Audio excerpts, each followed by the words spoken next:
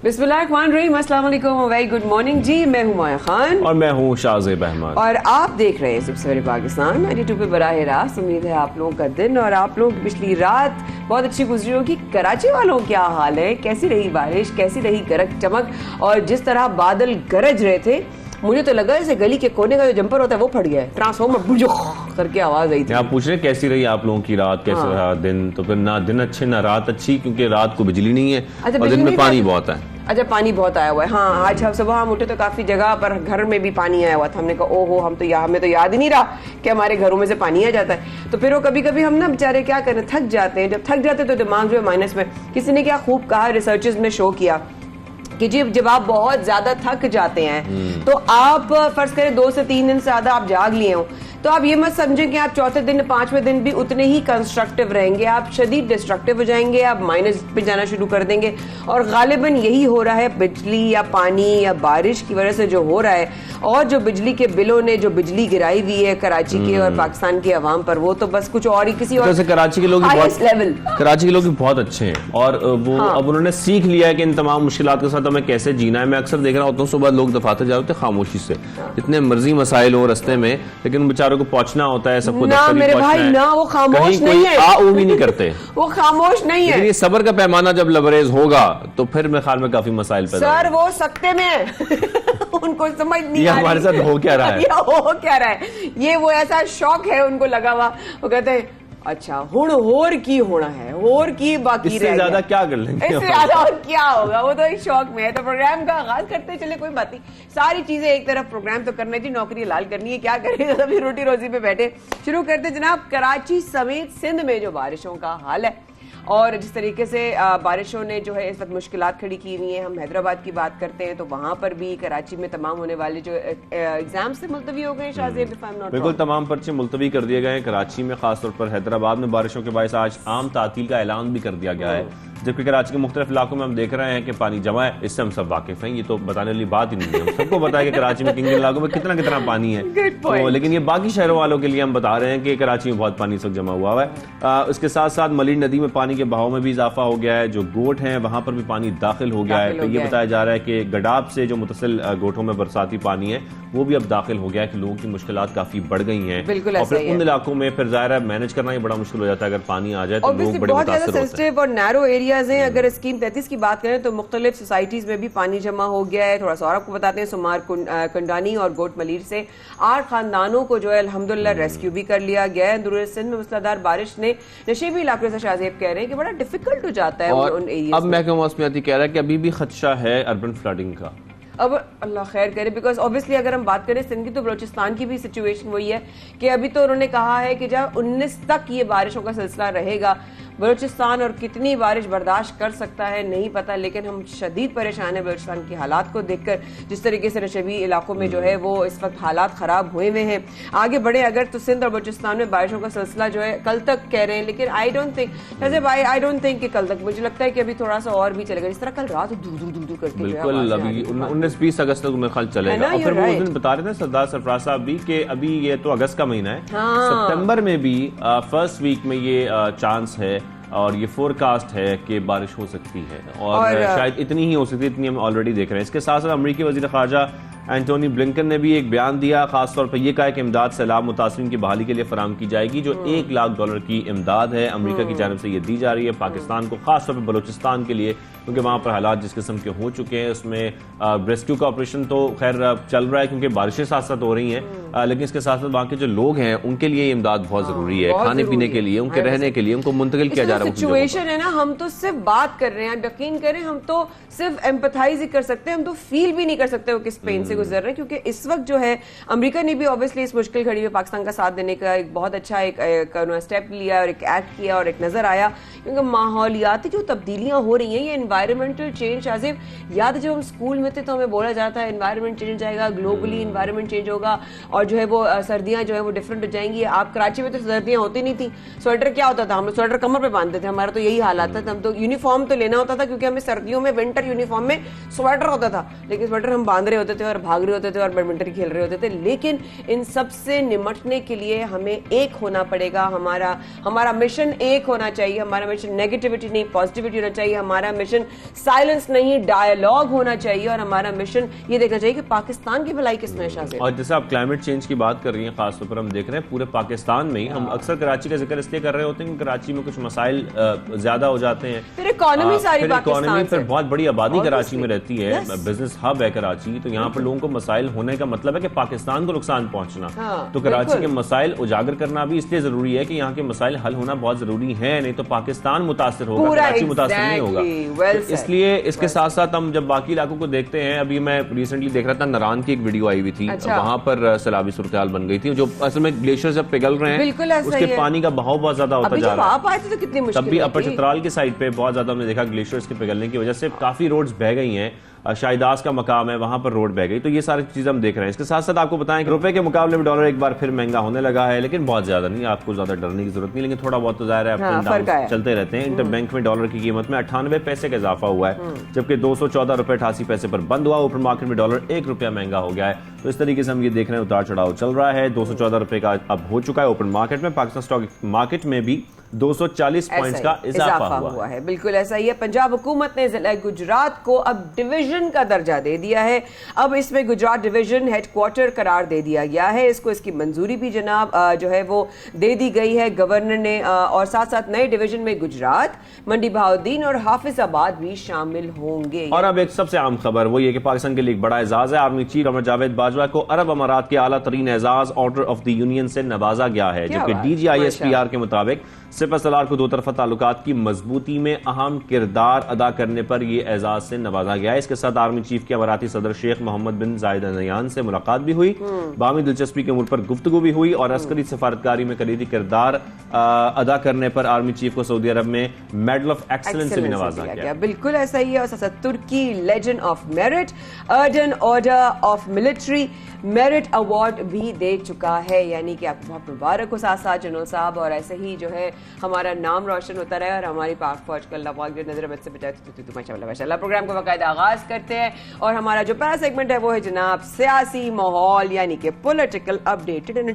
बिल्कुल। तहरीक इंसाफ ने शहबाज गिल के जिस्मानी रिमांड का फैसला इस्लामाबाद हाई कोर्ट में चैलेंज कर दिया है और साबिक वज़ीर आज़म इमरान खान ने शहबाज गिल को दोबारा पुलिस हिरासत में देने पर तशवीश का इजहार किया और ये भी कहा है साथ में कि शहबाज गिल से ताकत के जोर पर झूठे बयान लेने की कोशिश की जा रही है। जनाब हमने ये भी देखा कि PTI रहनुमा असद उमर का कहना है कि ज़िमनी इलेक्शन में बदतरीन शिकस्त पर उनको समझ आ गई कि इमरान खान से सियासी मुकाबला नहीं किया जा सकता। इसके साथ हमने ये भी देखा कि शहबाज गिल साहब की जो तबीयत है वो भी कुछ नासाज हो गई थी। इसके बाद हमने देखा कि पुलिस के साथ पुलिस के हमरा उनको पिम्स अस्पताल मुंतकिल किया गया, कुछ सांस लेने में दुश्वारी उनको हो रही थी, जिसके बाद अब वो अस्पताल में मुंतकिल कर दिए गए। आई थिंक शाहज़ेब बिकॉज जब आप इतने स्ट्रेस से गुजर रहे हो और इतने प्रेशर से गुजर रहे हो तो किसी भी इंसान की जो है ऑब्वियसली तबीयत खराब हो सकती है, and could be very very genuine as well. But इसी पर मजीद बात करने के लिए हमें ज्वाइन किया है सीनियर रैंक पर्सन एंड तज्जियाकार अमसी साहिबा ने। अस्सलाम वालेकुम अंबर, आप हमें सुन सकती हैं, कैसी हैं आप? And a very good morning, thank you for joining us. जी वालेकुम अस्सलाम and good morning to you, और जाहिर है जो आपके इस वक्त सुनने और देखने वाले हैं। थैंक यू सो मच जी। सबसे पहले तो अंबर हम ये जानना चाहेंगे कि ऑब्वियसली इस तरह कल रात देर तक जो है ये ब्रेकिंग रही है, people were stuck and glue to the news screen. Shehbaz Gill से मुतालिक इमरान खान के जो तहफ़्फ़ुज़ात हैं, हम अगर उनकी बात करते हैं तो इन्हों आप कैसे देखती हैं? ए सेकंड ये कि किस नौयत के बयानात लेने का कहा है इमरान खान ने, ये कल बहुत जिक्र रहा इसका। जी अंबर। जी देखिए, जो रात पर होता रहा बहुत अफसोसनाक है, इसलिए क्योंकि इस वक्त शहबाज गिल की को कहाँ रखा जाए, किस हिरासत में रखा जाए, और जो इस वक्त रिपोर्ट्स आ रही हैं कि उनको टॉर्चर किया गया है, वह बहुत मुज़म्मत के काबिल है और ऐसा नहीं होना चाहिए। मुकदमा हो ना हो, जिस तरह से भी होना चाहिए उसको वैसे ही चलना चाहिए। लेकिन ये जो खींचातानी आपको नज़र आ रही थी ज़ाहिर है पंजाब और इस्लामाबाद के दरमियान, ये आपको क्योंकि पाकिस्तान तहरीक इंसाफ और काफ लीग की हुकूमत है और वफाक में इत्तेहादी जमातें हैं, तो ये खींचातानी भी उसका एक अकास भी उसको नज़र आता है। दूसरी तरफ आपको ये भी नज़र आता है कि शहबाज गिल ने जो बात की, जो पाकिस्तान तहरीक इंसाफ बशमूल इमरान खान साहब कायदीन है, वो इस टॉर्चर की जो मजम्मत होनी चाहिए मजम्मत तो कर रहे हैं, लेकिन आपको नज़र भी आ रहा है कि वो उनके बयान से अपने आप को अलहदा भी कर रहे हैं। मिसाल के तौर पर आपने देखा था जिस तरह से सेनेटर फैसल ने बात की थी, तो उनको पाकिस्तान तहरीक इंसाफ को तो ये कहना चाहिए था, ये नहीं कि टॉर्चर गलत है, ये कहना चाहिए था कि उनको इस केस की उनके बयानात की बुनियाद पर मुकदमा बनाना ही गलत है। वो मुझे कमी नज़र आ रही है इमरान खान साहब के बयानात में भी। तो एक नज़र आ रहा है कि वो अलहदगी इख्तियार कर रहे हैं उनके बयानात से, जो अफसोसनाक है। और जो इस वक्त जो शहबाज गिल के मामले पे कि वो उनको कहाँ रखा जाए, वो हस्पताल में हो, उनको टॉर्चर किया जा रहा है, मेरे ख्याल में ये मामला भी बहुत अफसोसनाक है, जिससे जो सियासत है इस वक्त पाकिस्तानी सियासत कितनी कड़वी और कितनी गंदी हो गई है, वो नज़र आता है आपको। लेकिन साहब खासतौर पर ये तो एक केस है खासतौर पर शहबाज गिल साहब का, लेकिन ओवरऑल अगर हम सिचुएशन की बात करें, इस वक्त जो ओवरऑल पॉलिटिकल सिचुएशन चल रही है, इसमें आप क्या समझती हैं? पीटीआई को पंजाब गवर्नमेंट मिलने के बाद ये जो खींचातानी का आप जिक्र कर रही हैं, ये खींचातानी कब तक चलेगी? कभी पीटीआई के रहनुमा जो इलेक्शंस का जिक्र करते हैं कि बहुत जल्द इलेक्शंस होने वाले हैं, लेकिन दूसरी जानिब हम ये भी देखते हैं कि उनके पास 2 सूबों की हुकूमत है, लेकिन वो डिसॉल्व करने के लिए तैयार नहीं है असेंबलीज। इसका मतलब है कि उनका कोई प्लान नहीं है जल्द इलेक्शन की तरफ जाने का, और उनका प्लान यही है कि वक्त पर ही इलेक्शंस हों, और अभी किसी किस्म की कोई इलेक्शन की पॉसिबिलिटी नहीं है। जी, आपने बिल्कुल सही इशारा किया, क्योंकि आप देखिए जिस तरह से वजारतें बांटी जा रही है पंजाब में, और आपको ये भी नज़र आता है कि ऑप्शन है, वो बात तो करते हैं कि हम रिजॉल्व कर सकते हैं, लेकिन अगर दबाव वाकई बढ़ाना है कि फॉरेन इलेक्शंस हो, जैसे इमरान खान साहब कह रहे थे लॉन्ग मार्च कराएं, अब तो उनके पास पंजाब भी आ गई है। वो जो उससे पहले था कि राना सनाउल्लाह और पाकिस्तान मुस्लिम लीग नवाज़ है, और उन्होंने जो जो उनकी पिछली लॉन्ग मार्च थी, जो जिस तरह से रुकावटें पैदा की थी और जो तशद्दुद भी कुछ मामलों में किया था, वो अब नज़र नहीं आ रहा। तो अब इमरान खान साहब के पास एक अपर हैंड होना चाहिए था कि वो प्रेशर डाले, लेकिन आपको इसके मामलात इसके बरक्स नज़र आ रहे हैं। ऐसा लग रहा है कि जैसे इमरान खान साहब भी पीछे हट गए हैं, उनके बयानात वो दबाव नज़र नहीं आ रहा, और मैं समझती हूँ कि उनको भी एक फ़ायदा भी ये भी नज़र आ रहा होगा और आ रहा है कि वो पंजाब में अपने थोड़ी सी पाँव जमाएं, और वो वजारतें तबादले वो सब इसी का ज़ाहिर है कि इशारा इसी का मिलता है कि वो इंतज़ार करें। तो मेरे ख्याल में कि इमरान खान साहब भी अपना एक बड़ा जो उनका मुतालबा था कि फौरी इलेक्शंस हो, उससे पीछे वो भी हट गए हैं, और इसके बावजूद कि बाई इलेक्शंस में उनकी जीत हुई थी, लेकिन ये जो उनके कानूनी मामलात जो उनके ज़ाहिर आड़े आ रहे हैं और मुख्तलिफ़ किस्म के प्रेशर्स जो आ रहे हैं, उनको भी नज़र आ रहा है कि अब उनके पास पंजाब की हुकूमत जो उनको दे दी गई है उसका फ़ायदा उठाएं। और फिर इसके साथ साथ शम्सी साहिबा, जो फॉरेन फंडिंग केस है, इस पर भी अब प्रेशर बढ़ती जा रही है। आप समझते हैं केस आगे जाकर पीटीआई के लिए कुछ मुश्किलात पैदा कर सकता है और कुछ मुश्किलात बढ़ा सकता है?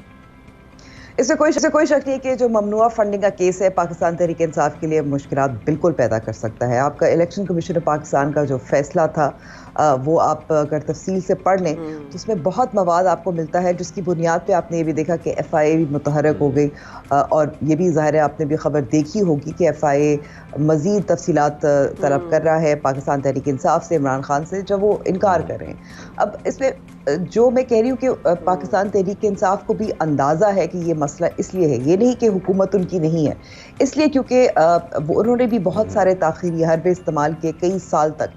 अगर वाकई इनके मामला फंडिंग के इतने शफाफ होते तो फ़ौरन पेश किया जाता, इलेक्शन कमीशन ऑफ पाकिस्तान की जुरिस्डिक्शन को चैलेंज ना बार बार किया जाता, जो इतने सारे अकाउंट्स जो छुपाए गए थे और वो आपको स्टेट बैंक ऑफ पाकिस्तान की मुख्तलिफ रिपोर्ट से भी नज़र आते हैं, कभी 12 कभी 14 वो नहीं आते। फिर ज़ाहिर है आपने ये देखा होगा कि जो फाइनेंशियल टाइम्स की जो एक अंग्रेज़ी जरीदा है और बहुत माना हुआ जरीदा है, उसमें जो खबर आई थी आरिफ नकवी के हवाले से और जिस तरीके से वो फंड जमा किए गए थे क्रिकेट मैच के या टूर्नामेंट के ज़रिए चैरिटी डोनेशंस के नाम पर और एक ऑफशोर कंपनी के ज़रिए उनको ट्रांसफ़र किया गया था, मुंतकिल किया गया था पाकिस्तान तहरीक इंसाफ को। तो ये सब मामलात बहुत संजीदा हैं और पाकिस्तान तहरीक इंसाफ जब अवॉइड करती है इसको कानूनी तौर पर से निपटना या अपने अकाउंट्स को ज़ाहिर करना, तो इससे वाकई अंदाज़ा यही होता है कि मामला संजीदा है। लेकिन किस हद तक संजीदा है?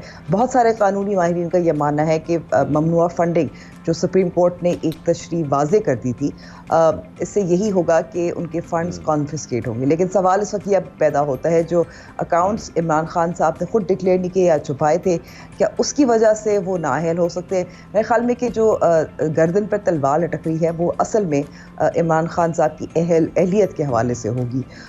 ये एक बार्गेनिंग टूल भी हो सकता है, ये आगे भी बढ़ सकता है। शम्स साहब ये देख रहे हैं, लेकिन एक इस वक्त सबसे इंपॉर्टेंट जमात जो कि हुकूमत में भी है, उनकी खैर बहुत सारी इत्तेहादी जमातें भी हैं, नून लीग की मैं बात कर रहा हूँ। नून लीग के लिए आप क्या समझती हैं कितनी मुश्किलात पैदा हो चुकी हैं? क्योंकि ये गवर्नमेंट की जिम्मेदारी लेना और ये सारा मलबा अपने ऊपर लेना, अपनी जमात के ऊपर लेना, इसका उनको इलेक्शन में फायदा पहुंचेगा, नुकसान पहुंचेगा? उनके बड़े मुश्किल हालात में वो इस वक्त कोशिश कर रहे हैं मईशत को संभालने की, तो उनके बारे में आपका क्या ख्याल है? और फिर दूसरी जानब हम ये भी देख रहे हैं कि लेवल प्लेइंग ग्राउंड के लिए खासतौर पर ये बातें भी की जा रही नून लीग की जानब से कि नवाज शरीफ साहब को वतन वापस आना है और वो आएंगे, ये इशारे दिए जा रहे हैं। आप क्या समझती हैं कि ऐसा होने जा रहा है, नवाज शरीफ साहब वापस आएंगे?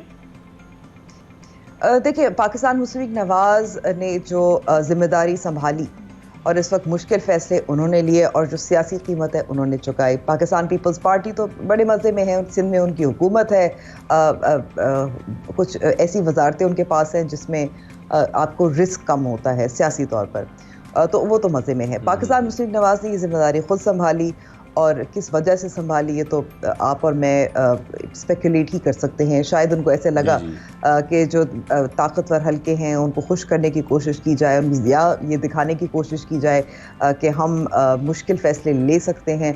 खैर वो मेरे ख्याल में let's not part of the discussion. Important बात ये जो आपने जो सवाल किया, क्या मियां नवाज शरीफ वापस आएंगे? उनको पाकिस्तान मुस्लिम लीग नवाज को भी एहसास है कि उनको वापस आना चाहिए। दूसरी तरफ लंदन में भी बात यही होती है कि मियां नवाज शरीफ वापस आना चाहते हैं, लेकिन रुकावट क्या है? रुकावट ये है, जाहिर है कि इस वक्त पंजाब में पाकिस्तान तहरीक इंसाफ और काफली की हुकूमत है, वो इशारा दे चुके हैं कि हम तो फ़ौरन जेल भेजेंगे। दूसरी तरफ उनके जाहिर है जो कानूनी मसाइल हैं, जो अपील्स हैं, वो आगे नहीं बढ़ी। वो क्या होगा उनका, उनकी अहलियत के हवाले से क्या होगा? तो ये सारे मामला जब तक तय नहीं होंगे तब तक मेरा नहीं ख्याल मियां नवाज शरीफ वापस आएंगे। और इन मामलात को तय करने के लिए भी मेरे ख्याल में कि जो पाकिस्तान तहरीक इंसाफ पे दबाव है वो भी रहेगा, इसी तरीके से रहेगा, चाहे शहबाज गिल के ज़रिए हो, चाहे ममनुआ फंडिंग केस हो, चाहे तोशा खाना हो। ये सब उनको इस बात के लिए कायल करने की कोशिश की जाएगी कि क़वानीन में जो तब्दीली जो बात की जा रही है, जिसकी वजह से जिसके लिए ताकि मियां नवाज शरीफ की वापसी की राह हमवार हो जाए, मुझे ये लगता है कि ये एक कोशिश है। मियां नवाज शरीफ सियासी मामला भी संभाले, पार्टी को भी संभाले, जो बयानिया हैं आगे क्या लेकर चलना है। ये जो मरियम नवाज साहिबा खुलकर अपने ही वजीर ख़जाना के फैसलों के खिलाफ बात करती हैं, शायद वहाँ भी कुछ रुकावट हो, क्योंकि वो भी नुकसान हो। मरियम नवाज साहिबा का एक ट्वीट भी देखा था अंबर शम्स साहिबा, जिसमें उन्होंने खासतौर पर ये कहा है कि जो कीमतें बढ़ाई जा रही हैं पेट्रोल की, इसके साथ साहब नहीं खड़े और वो मीटिंग छोड़कर चले भी गए। इसका मतलब है कि कुछ इख्तलाफात भी हैं कुछ फैसलों पर, चाहे वो मरियम नवाज की बात हो या दीगर वज़रा की बात हो। देखिए, आप दूसरे पहलू से भी देख सकते हैं, इख्तलाफात हो सकते हैं। और हमें ये भी मालूम है कि मरियम नवाज साहिबा इस हक में नहीं थी कि हुकूमत संभाली जाए, और ये भी बात उनके कैंप में की जा रही थी। अगर हुकूमत संभाली थी तो फॉरेन इलेक्शंस करवाए जाते, लेकिन उनकी बात नहीं मानी गई।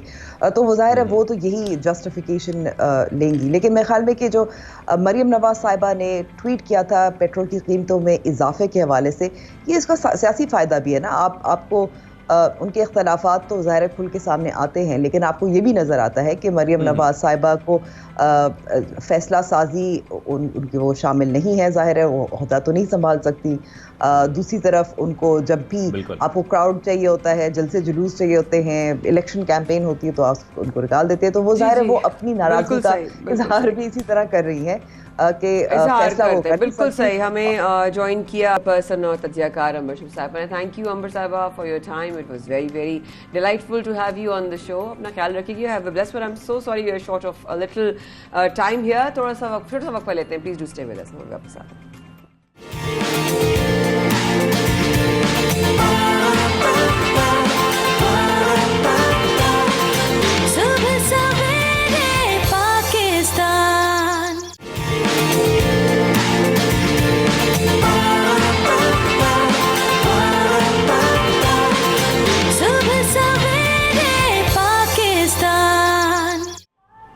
एक बार फिर हमारे साथ रहने का बहुत शुक्रिया। शाहजेब और माया कर रहे थे आपका इंतजार सुबह सवेरे पाकिस्तान में। और शाहजेब अभी हम जो ब्रेक में बात कर रहे थे उसी से शुरू करें, क्या ख्याल है? बिल्कुल उसी से करें। बड़ी इंपॉर्टेंट बात है, बड़ी खतरनाक बात है ये। और बात ये है कि पता ये चला है एक हमारे जराये के मुताबिक, हमारे खबरें सामने आई हैं कि पाकिस्तान ने IMF को पेट्रोलियम मसनूआत पर 50 रुपए लीटर तक बढ़ाने की यकीन दहानी कराई है। जरा सोचें कि अगर चले मरलावार भी बढ़ते हैं 50 रुपए तो पेट्रोल कहां से कहां पहुंचेगा। अगर अभी आई थिंक 236 है, 230 अगर 234 या 235 के अराउंड है तो ये 50 रुपए बढ़ने के बाद 285 के अराउंड चला जाएगा। तो ये 285 पर लीटर पेट्रोल होने से लोगों का क्या हाल होगा, हमारे ओवरऑल जो बिजनेस है वो कितने मुतासर होंगे, महंगाई में कितना इजाफा होगा, ये सब हम सोच सकते हैं। तो मुआशी मामलात पर बात कर रहे हैं हम। पाकिस्तान और IMF के दरमियान इज़हार आमादगी के खत पर इत्तफाक भी हो गया है और उसमें ये बात पता लगी है। साथ ही वज़ीर ख़ज़ाना मिफ्ता इस्माइल ये कह रहे हैं कि मुसलसल नए टैक्सेस की वो बात कर रहे हैं। तो इन्हीं तमाम मामलात पर हमें बात करनी है। बिल्कुल ऐसा ही है। उन्होंने वज़ीर ख़ज़ाना मिफ्ता इस्माइल की हवाले से बात की और ये सब मामलात माशी सूरत हाल के लिए कैसे हैं, किस तरह असरअंदाज करेंगे, आम आदमी पर क्या उसका जो है वो जो उसके ऊपर असर पड़ेगा, इसी पर मज़ीद बात करने के लिए हमें ज्वाइन किया है माहिर माशियात फ़रहान बुखारी साहब। वालेकुम फ़रहान साहब, thank you for joining us and good morning. Programme का आगाज़ करते हैं सबसे पहले तो ये बताएं कि ये जो इतलात हमें जो बर्डीज़ ने हमें जो खबरियों ने खबर दी है इसमें कितनी सदाकत है और मौजूदा हुकूमत की IMF से मामलात कहाँ तक पहुँचे। जी फ़रहान साहब। जी अस्सलाम वालेकुम, good morning, thank you very much. ये एक और भी खतरनाक खबर मैं आपको बता दूं जो कि ज्यादा खतरनाक है कम से कम मेरी राय में, वो ये है कि ये सिर्फ और सिर्फ पेट्रोल की कीमत, डीजल की कीमत भी बड़ी हद तक बढ़ने का इम्कान है और ये एक रूटीन के मामले में रहेगी। मुझे ये भी खदशा है कि आजकल तो कुछ थोड़ी बहुत खुशियां मनाई जा रही हैं कि जी बैनुल-अक़वामी सतह पे तेल की कीमतें कुछ कम हो रही हैं, आप रोजमर्रा की जिंदगी सुनते हैं। लेकिन ये ना भूलिए कि सर्दियां नजदीक ही हैं और मगरबी दुनिया में सर्दी के मौसम सरमा में जो पेट्रोलियम मसनूआत की डिमांड है वो बढ़ जाती है। यूरोप में खास हीटिंग की वजह से इसमें ये हीटिंग की डिमांड है उसकी वजह से कीमतें बढ़ जाती हैं। तो ये एक आर्मी मतलब हम मुआशी मामलात की बात कर रहे हैं कि मामलात तय पा गए IMF के साथ। ये जिस तरह मामलात तय पा रहे हैं इससे किस तरह के मामलात बनेंगे पाकिस्तान के और कितनी महंगाई में इजाफा होगा आपके ख्याल में अगर ये इस तरह से 50 रुपए बढ़ा देते हैं, जैसे कि आप डीजल का भी जिक्र कर रहे हैं, पेट्रोल का भी, तो एक कैसी महंगाई की लहर आएगी पाकिस्तान में?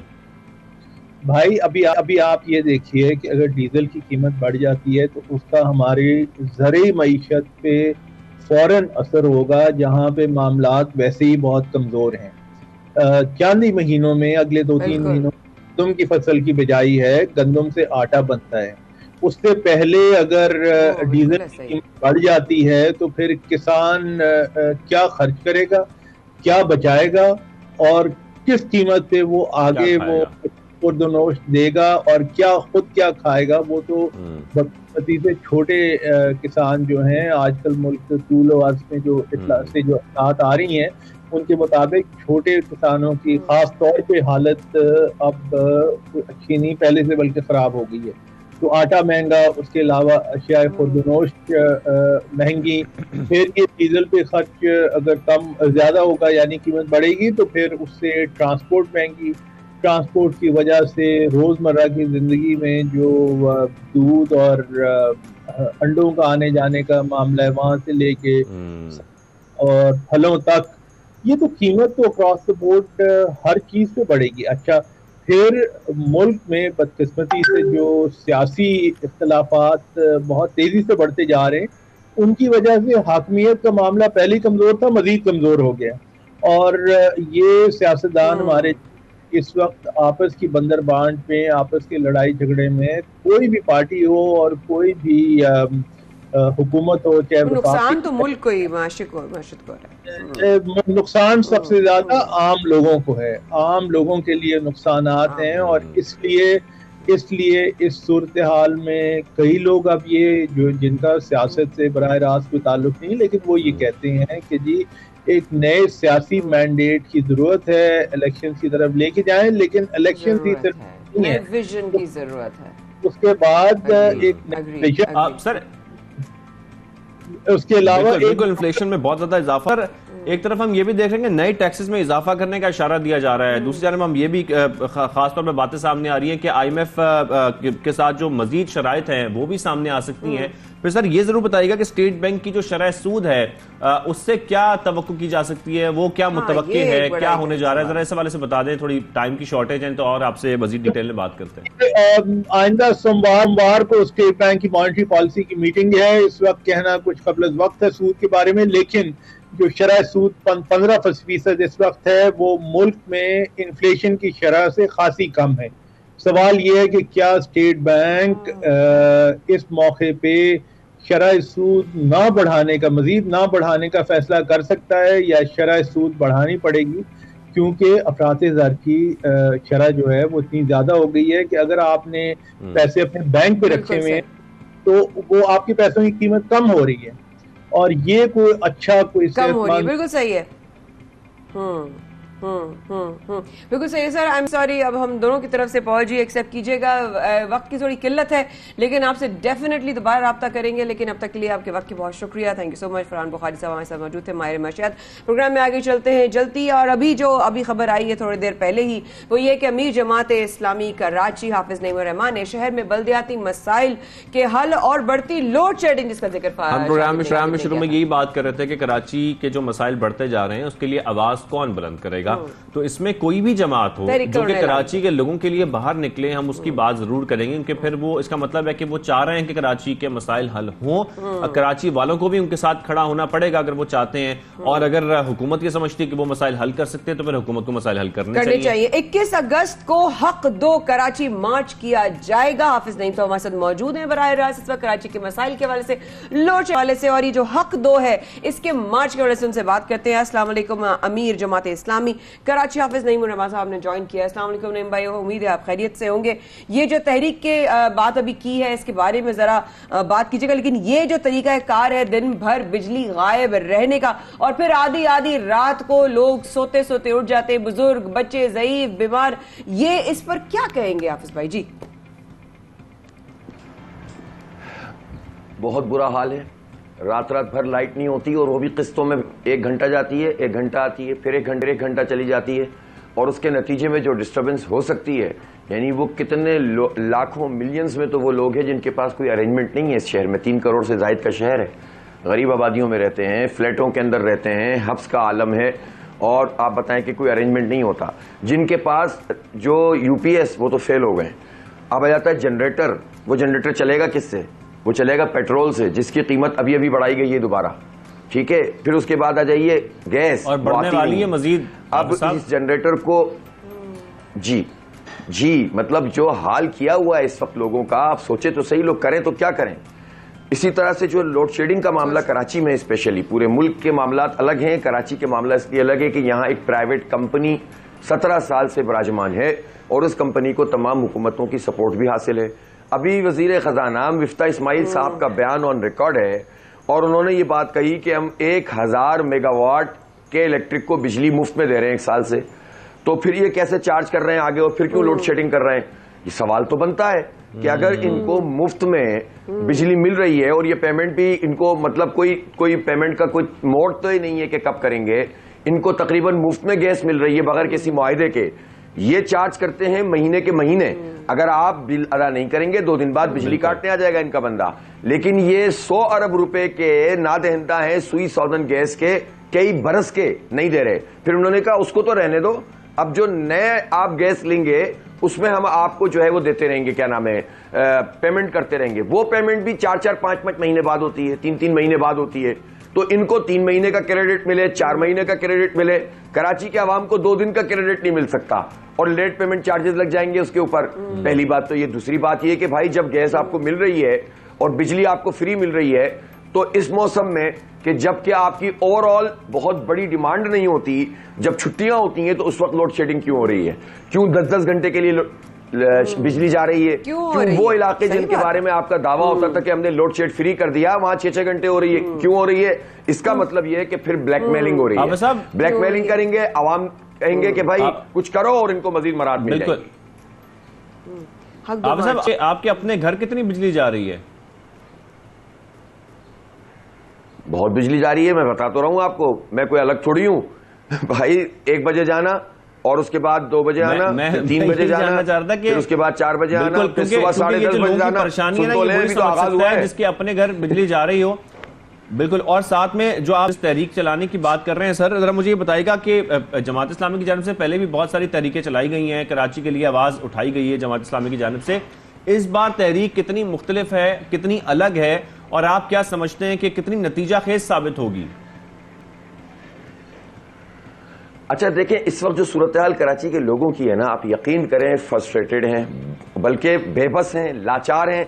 सड़क पे निकलते हैं तो उनका मोटरसाइकिल चलाना दूभर है, रक्षा गिर रहे हैं, रक्षे, औरतें होती हैं, बच्चे होते हैं, बुजुर्ग जवान होते हैं, वो गिर जाते हैं पानी में, गटर उबल रहे हैं, गड्ढे पड़ गए। पूरे शहर में इस वक्त गड्ढे हैं, चलने का रास्ता नहीं है। ये आप यकीन करें, जब हम ये बातें करते हैं ना, तो बाकी लोग समझते होंगे मुल्क के कि ये यार ये कोई ज्यादा एग्जेजरेशन कर रहे हैं। मैं सबको दावत देता हूं इस वक्त अहले कराची में, जो इसको एग्जेजरेशन समझता है, आए और 15-20 घंटे जरा शहर के अंदर गाड़ी चलाकर दिखा दे, और फिर मैं उनसे पूछूंगा कि भाई कमर का क्या हाल है। इस वक्त नौजवानों को कमर के मसाइल हो रहे हैं, आप गाड़ियों के साथ जो कुछ हो रहा है वो तो हो रहा है।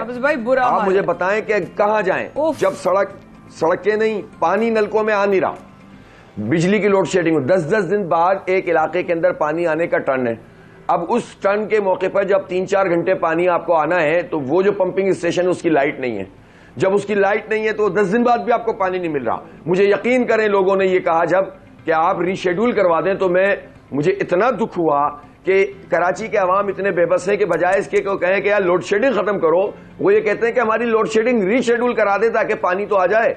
और भाई ये टैक्स देते हैं हम यार, पिछले साल के मुकाबले में 42% टैक्स ज्यादा दिया है कराची वालों ने। सही बात है, मैं तो सबसे कहता हूं, यही बात है, लोगों ने मान लिया है कि इंक्लूडिंग एस्टेब्लिशमेंट। सही बात है। सारे लोग जो आप लोग तहरीक चलाने जा रहे हैं, इसका क्या नतीजा निकलने जा रहा है इस बार? कितने बजे होगी उसके जरा बारे में बताएं, मार्च के वाले से कितने बजे होगी, कहां से होगी, ताकि जो आपको ज्वाइन करना चाहें। 21 अगस्त को हम यूनिवर्सिटी रोड पर हम नीपा से पैदल मार्च शुरू करेंगे। खवातीन, बच्चे, जो कुछ भी जो है ना, हमारे नौजवान, मैं यूथ से खास तौर पर कहता हूं, देखिए सिर्फ शिकायतें करने से, मीम बनाने से मसला हल नहीं होता। बाहर निकले, जब तक आप सड़क पर नहीं आएंगे, जब तक आप एहतजाज नहीं करेंगे और आप एक ताकतवर आवाज नहीं उठाएंगे, जब तक कोई आपको नहीं सुनेगा, आपके साथ ये जुल्म होता रहेगा। तो मैं कराची के आवाम से सबसे कह रहा हूं, जिस पार्टी से भी ताल्लुक है, 21 तारीख को 4 बजे आप यूनिवर्सिटी रोड पर आए, इतना पावरफुल शो करें कि फिर इन हुक्मरानों को बात करनी पड़ेगी और इसके नतीजे में एक मोमेंटम बनेगा इंशाअल्लाह ताला।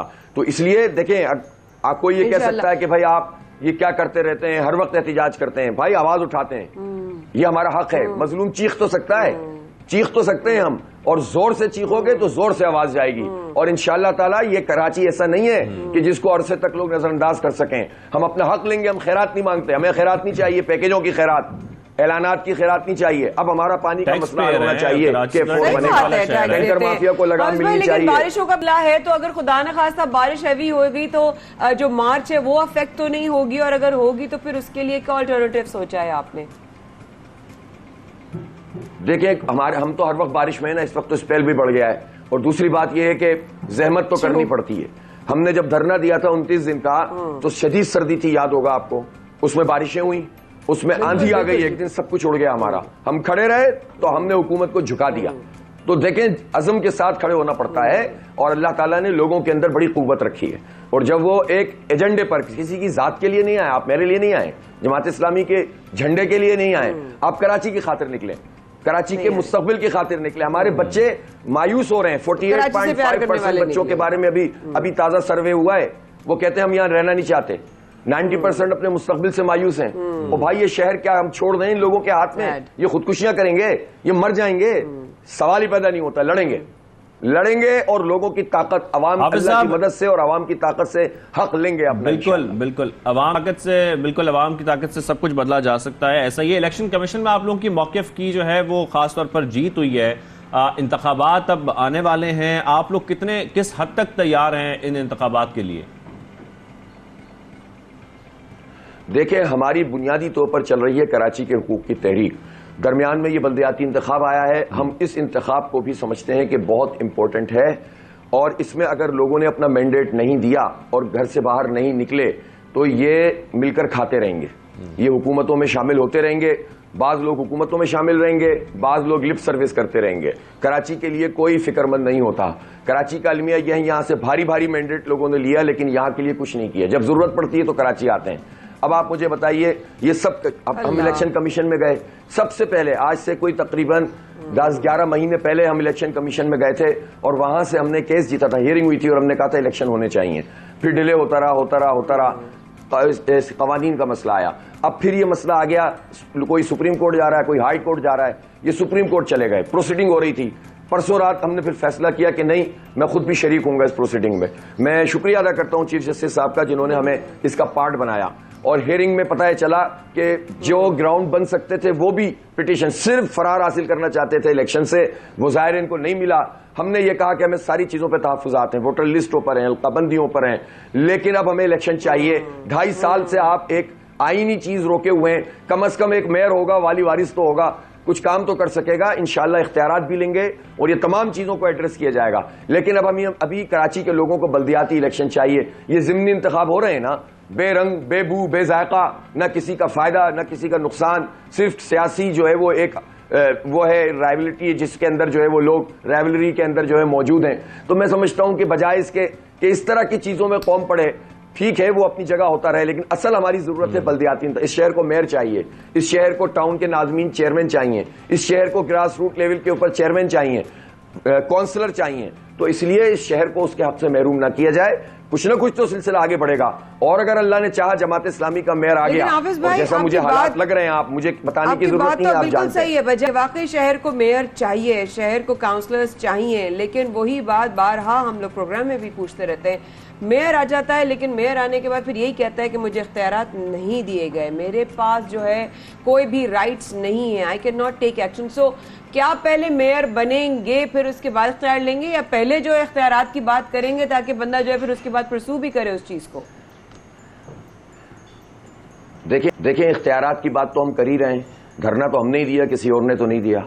जिद्दोजहद हमने की, बात चीज़ों पे हुकूमत को झुका दिया। बहुत सारी चीज़ें सुप्रीम कोर्ट के फैसले के मुताबिक होनी है। कल भी सुप्रीम कोर्ट की प्रोसीडिंग में ये बात आई है और सुप्रीम कोर्ट ने हिदायत की है कि आप उस फैसले के ऊपर अमल दरामद करें और तमाम महकमों को डिवॉल्व करें। ये सब बातें अपनी जगह, लेकिन इसको बुनियाद बनाकर 2-2.5 साल तो चले गए ना, तो आपको प्लेटफॉर्म तो चाहिए ना कि जिस पर ये आवाज और ज्यादा ताकतवर हो सके। जब बगैर मेयर के और बगैर इंतखाब के ये जिद्दोजहद इतनी आगे बढ़ रही है, तो अल्लाह ने चाहा और जमात इस्लामी का मेयर हुआ तो आपके ख्याल में वो आराम से बैठ जाएगा। पहली बात तो ये है कि जितना इख्तियार है उतना काम करेंगे इंशाल्लाह, इसमें कंजूसी नहीं करेंगे, रोएंगे नहीं। मैं तो बार बार एक ही बात कह रहा हूं, रोएंगे नहीं, फाइल फेंक के नहीं जाएंगे। हमारा क्रिमिनल रिकॉर्ड नहीं है, हम हुकूमत के आगे क्यों झुके भाई? हम कराची के अवाम के साथ खड़े होंगे बगैर मैंडेट के इतने बड़ी तादाद में। तो जब अवाम का मैंडेट मिल जाएगा तो इन्हीं लोगों को झुकाएंगे, सारे प्रोजेक्ट करवाएंगे। ये मुझे अल्लाह की जात पे पूरा यकीन है इंशाल्लाह। ठीक है, थैंक यू सो मच हाफिज। बहुत शुक्रिया हाफिज साहब, आपने हमें ज्वाइन किया और हमेशा की तरह आपने तमाम मसाइल उजागर भी किया और उसके साथ साथ उम्मीद करते हैं कि आपकी ये जो तहरीक है इसमें लोग अगर वाकई अपने जितने कराची के खासतौर पर मसाइल हैं वो अपने मसाइल की वजह से निकलें, किसी तहरीक से ना निकलें, अपने मसाइल हल कराने के लिए बाहर निकलें कि आप लोगों के ये मसाइल है और इनको हल होना बहुत जरूरी है, चाहे वो भी मौजूदा गवर्नमेंट करे, कोई और गवर्नमेंट करे, कोई और शख्स करे, लेकिन इन मसाइल को हल होना आपके लिए जरूरी है। ये बुनियादी जरूरियात हैं जिनका पूरा होना जरूरी है। साथ एक बात कही है ना कि देखिए आसान नहीं होगा, मुश्किल होगी, लेकिन आवाज कौन उठाएगा, ये बात बहुत जरूरी है। और शाहिद सदीक की बात बिल्कुल सही है कि आप किसी के लिए न निकलें, आप कराची के लिए निकलें। अगर आपको लगता है कि कराची के मसाइल हैं और आवाज उठानी चाहिए और आप समझते हैं कि आपके दिल गवाही देते हैं ना, इंसान का सबसे ज्यादा दिल गवाही देता है आवाज उठाने के लिए, लेकिन बहुत सारे मौके, बहुत सारे हालात और बहुत सारे वाकयात आपको आवाज उठाने से पहले ही वो अंदर आपको घोट दिया जाता है, या आप यूं कहिए कि शायद नफ्सियाती तौर पर आपको इतना बड़ा झटका लगता है कि आपकी आवाज उठने से पहले ही दब जाती है, मर जाती है, दफन हो जाती है। मैं बात कर रही हूँ फैसलाबाद वाले वाक़े की, जिसकी पूरे पाकिस्तान और पूरी दुनिया इस वक्त जो है वो विटनेस है। और जो वाकया पेश आया, मैं उसके बारे में ज्यादा इसलिए नहीं कहूंगी क्योंकि जाहिर है being a female my self मैं सोच भी नहीं सकती कि किसी एक लड़की के साथ अगर इस तरह का वाकया पेश आए सिर्फ इसलिए कि उसने शादी से इनकार कर दिया। मतलब फ्रीडम उसको अपनी जिंदगी के बारे में हाँ और ना करने की भी नहीं है। हम क्या बात करते तरक्की की, हम क्या बात करते शाहजेब आगे बढ़ने की, हम क्या कहते हैं पाकिस्तान की बच्चियां और लड़कियां जो हैं आगे जाके। कल हमारे पास इतनी जबरदस्त शेफ आई हुई थी, कभी हमारे पास जो है वो दूसरा कोई स्पोर्ट्समैन कोई आया हुआ होता है, उसके अलावा पाकिस्तान का नाम पूरी दुनिया में रोशन करने वाली। ज्यादा शर्मनाक बात यह है कि ये तमाम तशद्दुद करने के साथ साथ वीडियो भी बनाई गई और ये दिखाने के लिए, अब खैर ये हमारे यहाँ जिस किस्म की एक पुरतशद्दुद वाकयात में इजाफा हो रहा है इसमें हम ये देख रहे हैं, खासतौर पर वीडियो बनाई जाती है, खुद से बनाई जाती है और दिखाई जाती है लोगों को, देखो हम इस तरीके से तशद्दुद करते हैं खवातीन पर। तो ये मुल्ज़मान गिरफ्तार तो हो गए हैं, उनका अदालत से जिस्मानी रिमांड भी मंजूर हो चुका है, 4 मुल्ज़मान को गिरफ्तार किया गया, इसमें एक खातून भी शामिल है। वो जो खातून है ना वो इनकी इस बच्ची की दोस्त थी, इस बच्ची की सहेली थी, इसका बाप प्रेशर कर रहा था इस बच्ची को कि जी तुम हाँ बोलो। भी शामिल थी इसमें, जब भी तशद्दुद किया जा रहा था वो भी तशद्दुद करने में शामिल थी, जिसको गिरफ्तार में साथ में किया गया है। लेकिन ये मुल्ज़मान गिरफ्तार तो हो चुके हैं, लेकिन गिरफ्तारी से क्या फर्क पड़ेगा। खैर अभी ये बताया भी जा रहा है कि जमानत देखिए वो कानूनी कार्रवाई है, वो कानूनी कार्रवाई कानून को करनी चाहिए, लेकिन ये नफ्सियात के इस तरह करना कि किसी ने आपको ना कह दिया, आपकी ईगो पे इतना लग गया कि आपने उस इंसान का मतलब इंसान को इंसान नहीं समझा। इंसान जानवर के साथ ऐसा नहीं करता, आपने एक इंसान और एक औरत के साथ ऐसा किया, उसकी नफ्सियात और इस बच्ची के साथ होगा, वो किस नफ्सियाती प्रेशर से गुजर रही होगी। इसी पर हमारे साथ बात करने के लिए हमारे बहुत ही काबिल मोहतरम डॉक्टर मोइज़ हुसैन हमारे साथ मौजूद, माइंड साइंटिस्ट और माहिर नफ्सियात। अस्सलाम वालेकुम डॉक्टर साहब, बहुत शुक्रिया हमें ज्वाइन करने के लिए। आई एम सॉरी आपको हम सुबह हमेशा तंग करते हैं और कोई ना कोई मसला ही लेकर आते हैं, लेकिन क्या करें कि रहनुमाई की बेहद जरूरत है। इस वाक़े के बारे में क्या कहेंगे डॉक्टर साहब? जी बिस्मिल्लाहिर्रहमानिर्रहीम जी, मैंने जी पाकिस्तान में बड़े अजीब व गरीब वाक़यात सुने हैं, वीडियोस देखी है। किसी औरत ने अपने शौहर को कत्ल किया, उसके बाद उसके टुकड़े करके उसका गोश्त बनाने की कोशिश की। किसी मर्द ने औरत को काटा, उसको डाला पतीले के अंदर, पानी डाला, उसको उबालने की कोशिश की। लड़की का गला काट के फुटबॉल की तरह खेला गया। ये बड़ा अजीब व गरीब वाक़या जो आज हम जिसको डिस्कस कर रहे हैं, मेरी टीम ने मुझे बताया कि ये वीडियो आई है। नॉर्मली मेरे पास बहुत वीडियो आती है, मैं देखता नहीं हूँ। मुझे पता है कि वीडियो देखते देखते आपके जहन पे इसका असर होता है, आपकी नफ्सियात पे असर होता है। थोड़ी देर पहले ही आप जब बात कर रहे थे बिजली वाली और रोड टूटे हुए, तो ऑलरेडी इंसान इतना परेशान है कि वो समझ नहीं आती कि सरवाइव कैसे करे। ऊपर से ये जो वीडियो आप देखते हैं उससे आपके अंदर गुस्सा, इश्तिहाल, नफरत, बेबसी इतनी बढ़ती है कि फिर आप कुछ ऐसे इक़दाम करते हैं अपनी जिंदगी में जो कानूनी तौर पे भी गलत है और शरई तौर पे भी गलत है। देखिए हर इंसान को ये हक है, शरीयत आपको हक देती है हाँ या ना कहने की, कानून आपको हक देता है हाँ या ना कहने का। इसी तरह फिर इंसानियत का एक हक है कि इंसान कह सकता है कि जी मेरी मर्जी नहीं है। जब ये वीडियो देखी गई उसमें पता चला कि जी ये जो लोग हैं जिनके पास अल्लाह ने ताकत दी है, या तो इक़्तिदार है, कुर्सी है, या फिर इनके पास दौलत है, तो ये फिरौन है, इनकी जो मर्जी वो कर सकते हैं। इंसान की मेरे ख्याल में सबसे घटिया तरीन हरकत ये होती है तजलील करने की किसी को, कि जूते चुमाए जाए या जूते चटवाए जाए। मारपीट होती है घरों में, बेटियों को मार पड़ती है, बीवियों को मार पड़ती है, हमारे माशरे में बड़ा कॉमन है। तो बाल काटा गया, बाल जो काटे गए उसके वो तजलील है, बहुत बड़ी इंसानियत की तजलील है। और दूसरा जूतों को चटवाया जाना, ये हद से ज्यादा तजलील है। इसका मतलब ये कि जो माइंडसेट है, जिस फैमिली को पकड़ा गया है, जो माइंडसेट है, ये माइंडसेट बड़ा खतरनाक है। पाकिस्तान में बहुत बढ़ता जा रहा है। जहां इंसान के पास ताकत आएगी, दौलत आएगी, वो डॉक्टर साहब इसकी वजह क्या है आपके ख्याल में? इस किस्म का माइंडसेट डेवलप हो जाना, ये जाहिर है कोई एक दिन की बात नहीं है, ये बड़े अरसे के बाद ऐसा माइंडसेट इनका बना होगा। ये किस किस्म का माइंडसेट है और उसकी बुनियादी वजह क्या है? क्या ये पैसा है या कोई और चीज है? ये क्या है? तरबियत ऐसी है, घर में माहौल ऐसा है, किसी को तो देखा होगा ना, आइडिया तो खुद ही जन्म लेते ना डॉक्टर साहब। देखिए, असल चीज जो चीज आती है वो इंसान जब देखता है वो फिर करता है। इसीलिए मैंने वीडियो का मना किया, कैसी वीडियो बच्चे तो खास कर ना देखें।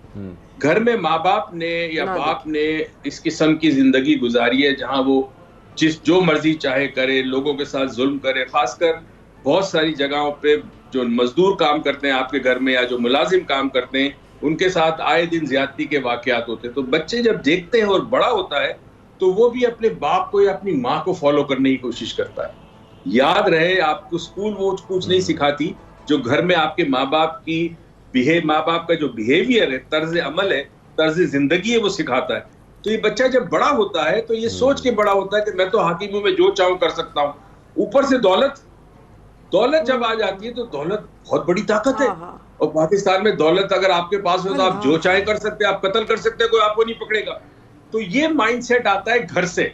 अगर माँ बाप ने बच्चों के अंदर ये चीज डाली होती कि देखिए अखलाक क्या होता है, मुरब्बत क्या होती है, एथिक्स क्या होते हैं, दूसरों की इज्जत करनी चाहिए, खासकर खवातीन की इज्जत करने पर सिखाया गया। हो सकता है बाप मारता हो माँ को, तो उसके जहन में है ही नहीं कि मेरी माँ को बाप मारता तो मैं बड़ा होकर अपनी बीवी को मारूंगा। जरा सा सोचें कि देखिए, शादी की उम्र में फर्क नहीं पड़ता। शादी अब प्रपोज कर सकता है, एक बड़ा उम्र का आदमी छोटी उम्र की लड़की को प्रपोज कर सकता है। प्रपोज करने में कोई बुराई नहीं है। बुराई इस बात की है कि उस लड़की का हक है कि वो मना कर दे। उसने मना कर दिया, उसके ऊपर इतना बड़ा रिएक्शन। ये इंसान के अंदर फिरौनियत की जो एक सोच होती है कि मैं कुछ भी कर सकता हूं, मुझे किसी ने मना किया, उसका ईगो जो है ना वो बस। और ईगो आपको पता है, जितनी ताकत बढ़े, इक्तदार बढ़े, जितनी पोजीशन बढ़े, जितनी दौलत बढ़े, इतना ईगो बढ़ता है। गरीब का ईगो मर जाता है क्योंकि उसकी बिल्कुल डॉक्टर साहब, हम उम्मीद करते हैं कि लोगों की कुछ बर्दाश्त बढ़े, ये बर्दाश्त खत्म हो और साथ में जो कानून का खौफ है वो कुछ कायम हो, ताकि लोग इस किस्म के वाकयात से ही रुक जाएं, क्योंकि तरबियत तो अब बदलना बहुत मुश्किल हो गया। बहुत शुक्रिया डॉक्टर साहब, आपने हमें ज्वाइन किया और खासतौर पर इस वाक़े पर जिस तरीके से आपने जो बातें बताई हैं, ये बड़ी सोचने वाली है हम सब के लिए कि ये हमारा माशरा खासतौर पर किस तरफ जा रहा है और इस किस्म के तशद्दुद के वाकयात बढ़ते जा रहे हैं। छोटी सी ब्रेक लेते हैं, ब्रेक के वापस आते हैं।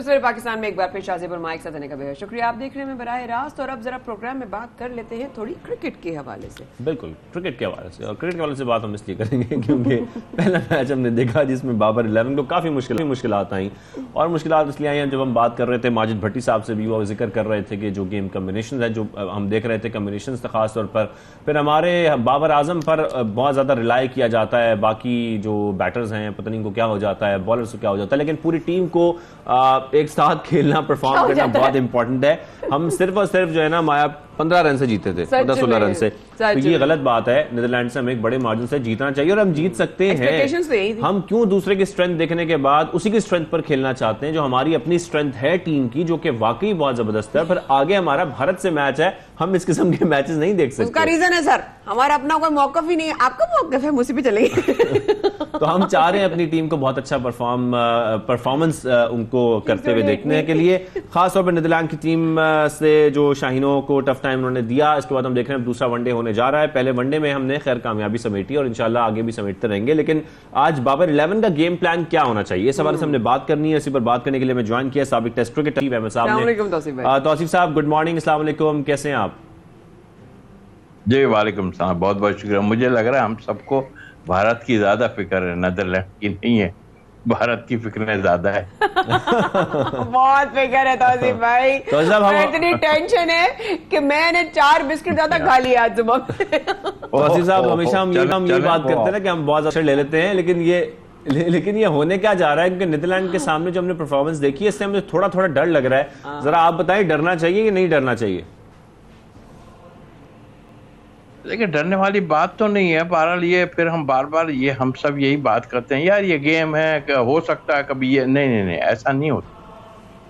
देखा जाता है अपोजिशन कैसी है और क्या है, और यकीनी तौर पे थोड़ा हम इजी ले गए और कुछ एक्सक्यूज देना शुरू किए, जी पिच ट्रैकी थी, ये था, वो था।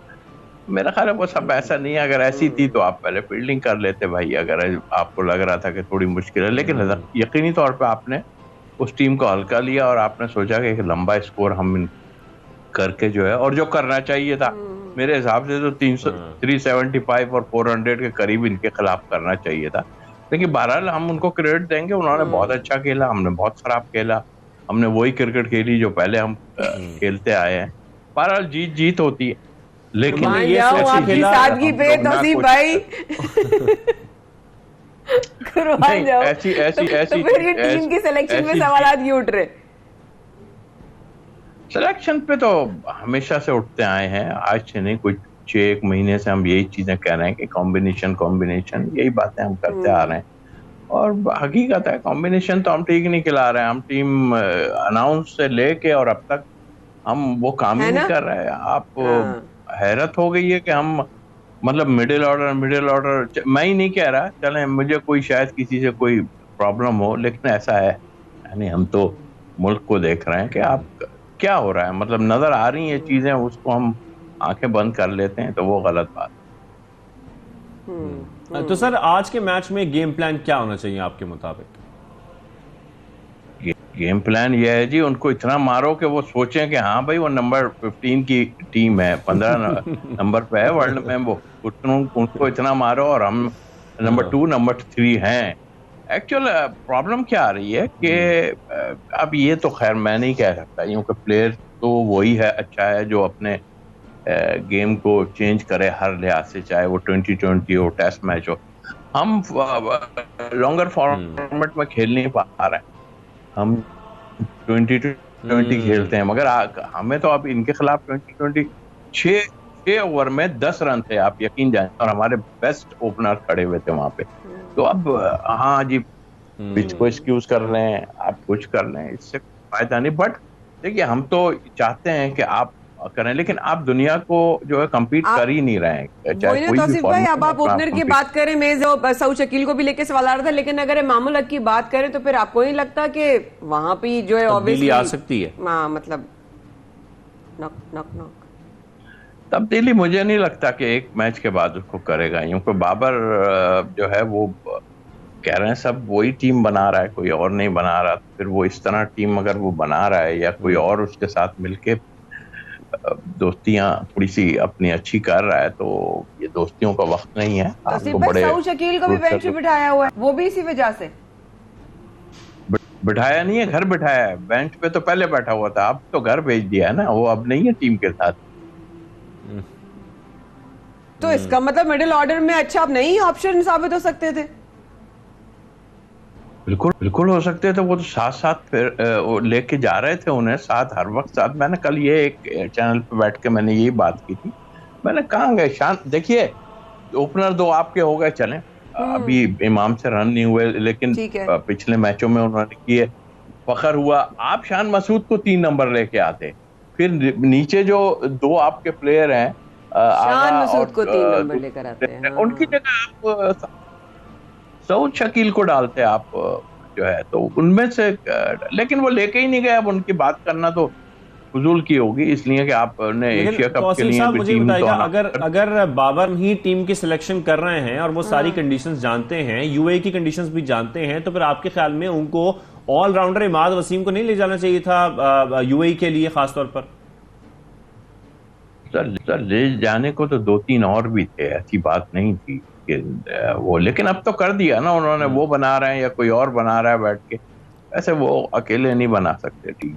हकीकत तो ये। सर जो भी बना रहे हैं वो अपने आप को भी तो अपने हमारी ऐसी की तैसी भी तो हो रही है ना हमारी टीम की, जो डिजर्विंग है, और जहां जो डिजर्विंग है वहां पर उसकी प्लेसमेंट या फॉर्मेशंस नहीं हो रही है। सर आज हम जीत जाएंगे ना बड़े लंबे मार्जिन से, और जो वो चाह रहे हैं कि क्या क्या हो, हम बड़े मार्जिन से जीत देंगे। कल मुझे नहीं पता कि आप मुझे लेंगी नहीं, लेकिन कल हम सब खुशियां मना रहे होंगे, ओहो बुरी तरह मार दिया, फला ने ये कर दिया, फला ने ये कर दिया। हम आगे का तो देख नहीं रहे ना, हम ये देख रहे हैं कि नहीं। असल में इस वक्त हमें फिक्र पड़ी हुई है एशिया कप, भारत, बस भारत को मार दें आप ना, और इंशाल्लाह मार देंगे यार। हम तो अभी भी कहते हैं इंशाल्लाह हम मार देंगे, लेकिन जब हम मारेंगे उसके बाद आप देखिएगा कि वो हमें कह रहे होंगे भाई बहुत तुम बोलते थे, ये देखो हमने मार दिया भारत। मेरे ख्याल में सिर्फ बोलना नहीं चाहिए इस वक्त, सिर्फ हमें फोकस करना चाहिए। और फोकस की जब हम बात कर रहे हैं तो आप क्या समझते हैं कि बाबर आजम को अपने ऊपर कितना फोकस करने की जरूरत है? बाकी टीम पर चले वो जितना ध्यान दे रहे हैं वो दे रहे हैं, अपनी कप्तानी बचाना तो खैर एक अलग बात है। मैं सिर्फ इतना कहूंगा कि वो अपनी परफॉर्मेंस पर कितना फोकस कर रहे हैं आपके ख्याल में? कप्तानी उनकी कहाँ जा रही है? कप्तानी थोड़ी जा रही है उनकी, किसने कह दिया कप्तानी जा रही है? फोकस है वो अपने गेम पे भी है, और वो अपनी परफॉर्मेंस पे कितना फोकस कर रहे हैं? नहीं, फोकस तो उनका बहुत ज्यादा है। देखिए ना, हर मैच में रन्स कर रहा है, फिर दूसरे ही है वो ये सोच के ही खेल रहा है यार किसी ने नहीं करना, मैंने ही करना है। लेकिन उसको ये बताना चाहिए भाई मैं कब करूंगा, तुम लोग सर ये भी तो नहीं होता ना, ऐसे लगता है कि मैं और मेरे साथ भी मैं ही करना पड़ेगा, वरना तो बड़ी मुसीबत आ जाएगी। Sir Asia cup, sir Bharat और कुछ भी नहीं सोच रही तौसीफ भाई। मैंने आपको बताया सब यही सोच रहे हैं, हम भी ये सोच रहे हैं, और ऐसा नहीं है। देखें ना, आपको फोकस जहां आपने बात की ना, ये थोड़ा सा आपको फोकस करना पड़ेगा। अब तो टीम बना दिया आपने, अब तो उसी वजह से हो सकता है कुछ चेंज, अब आप जो है कोई अनफिट हो जाए कुछ है, लेकिन एक दुआ जरूर हमें करनी चाहिए कि शाहीन आफरीदी फिट हो जाए, इसलिए कि उसके साथ प्रॉब्लम है। आपको बहुत मुश्किल होगी अगर शाहीन आफरीदी फिट नहीं हुआ तो। इंशाल्लाह बड़ी इंपॉर्टेंस है शाहीन आफरीदी के साथ हमारी टीम में। सर अब पाकिस्तान के फ्यूचर टूर्स की थोड़ी सी बात कर लेते हैं। उसका ऐलान हुआ है अगले 4 साल के लिए बड़े मैचेस जो हैं वो प्लान किए गए हैं। क्या वजह है इसकी? आपके ख्याल में ये कुछ ज्यादा नहीं करने चाहिए, ये बेहतर नहीं है? पहले से तो ज्यादा हुए ना, पहले तो ये भी नहीं मिल रहे थे हमें, पहले से ज्यादा हो गए। बहरहाल ये तो I like your positivity, half glass full. Tauseef साहब, मुझे लग रहा है आपकी बातें सुन के बहुत डर जाएगा कि जितने तौसीफ साहब कॉन्फिडेंट है ना, ये पाकिस्तान की टीम कुछ और ही करने वाली है।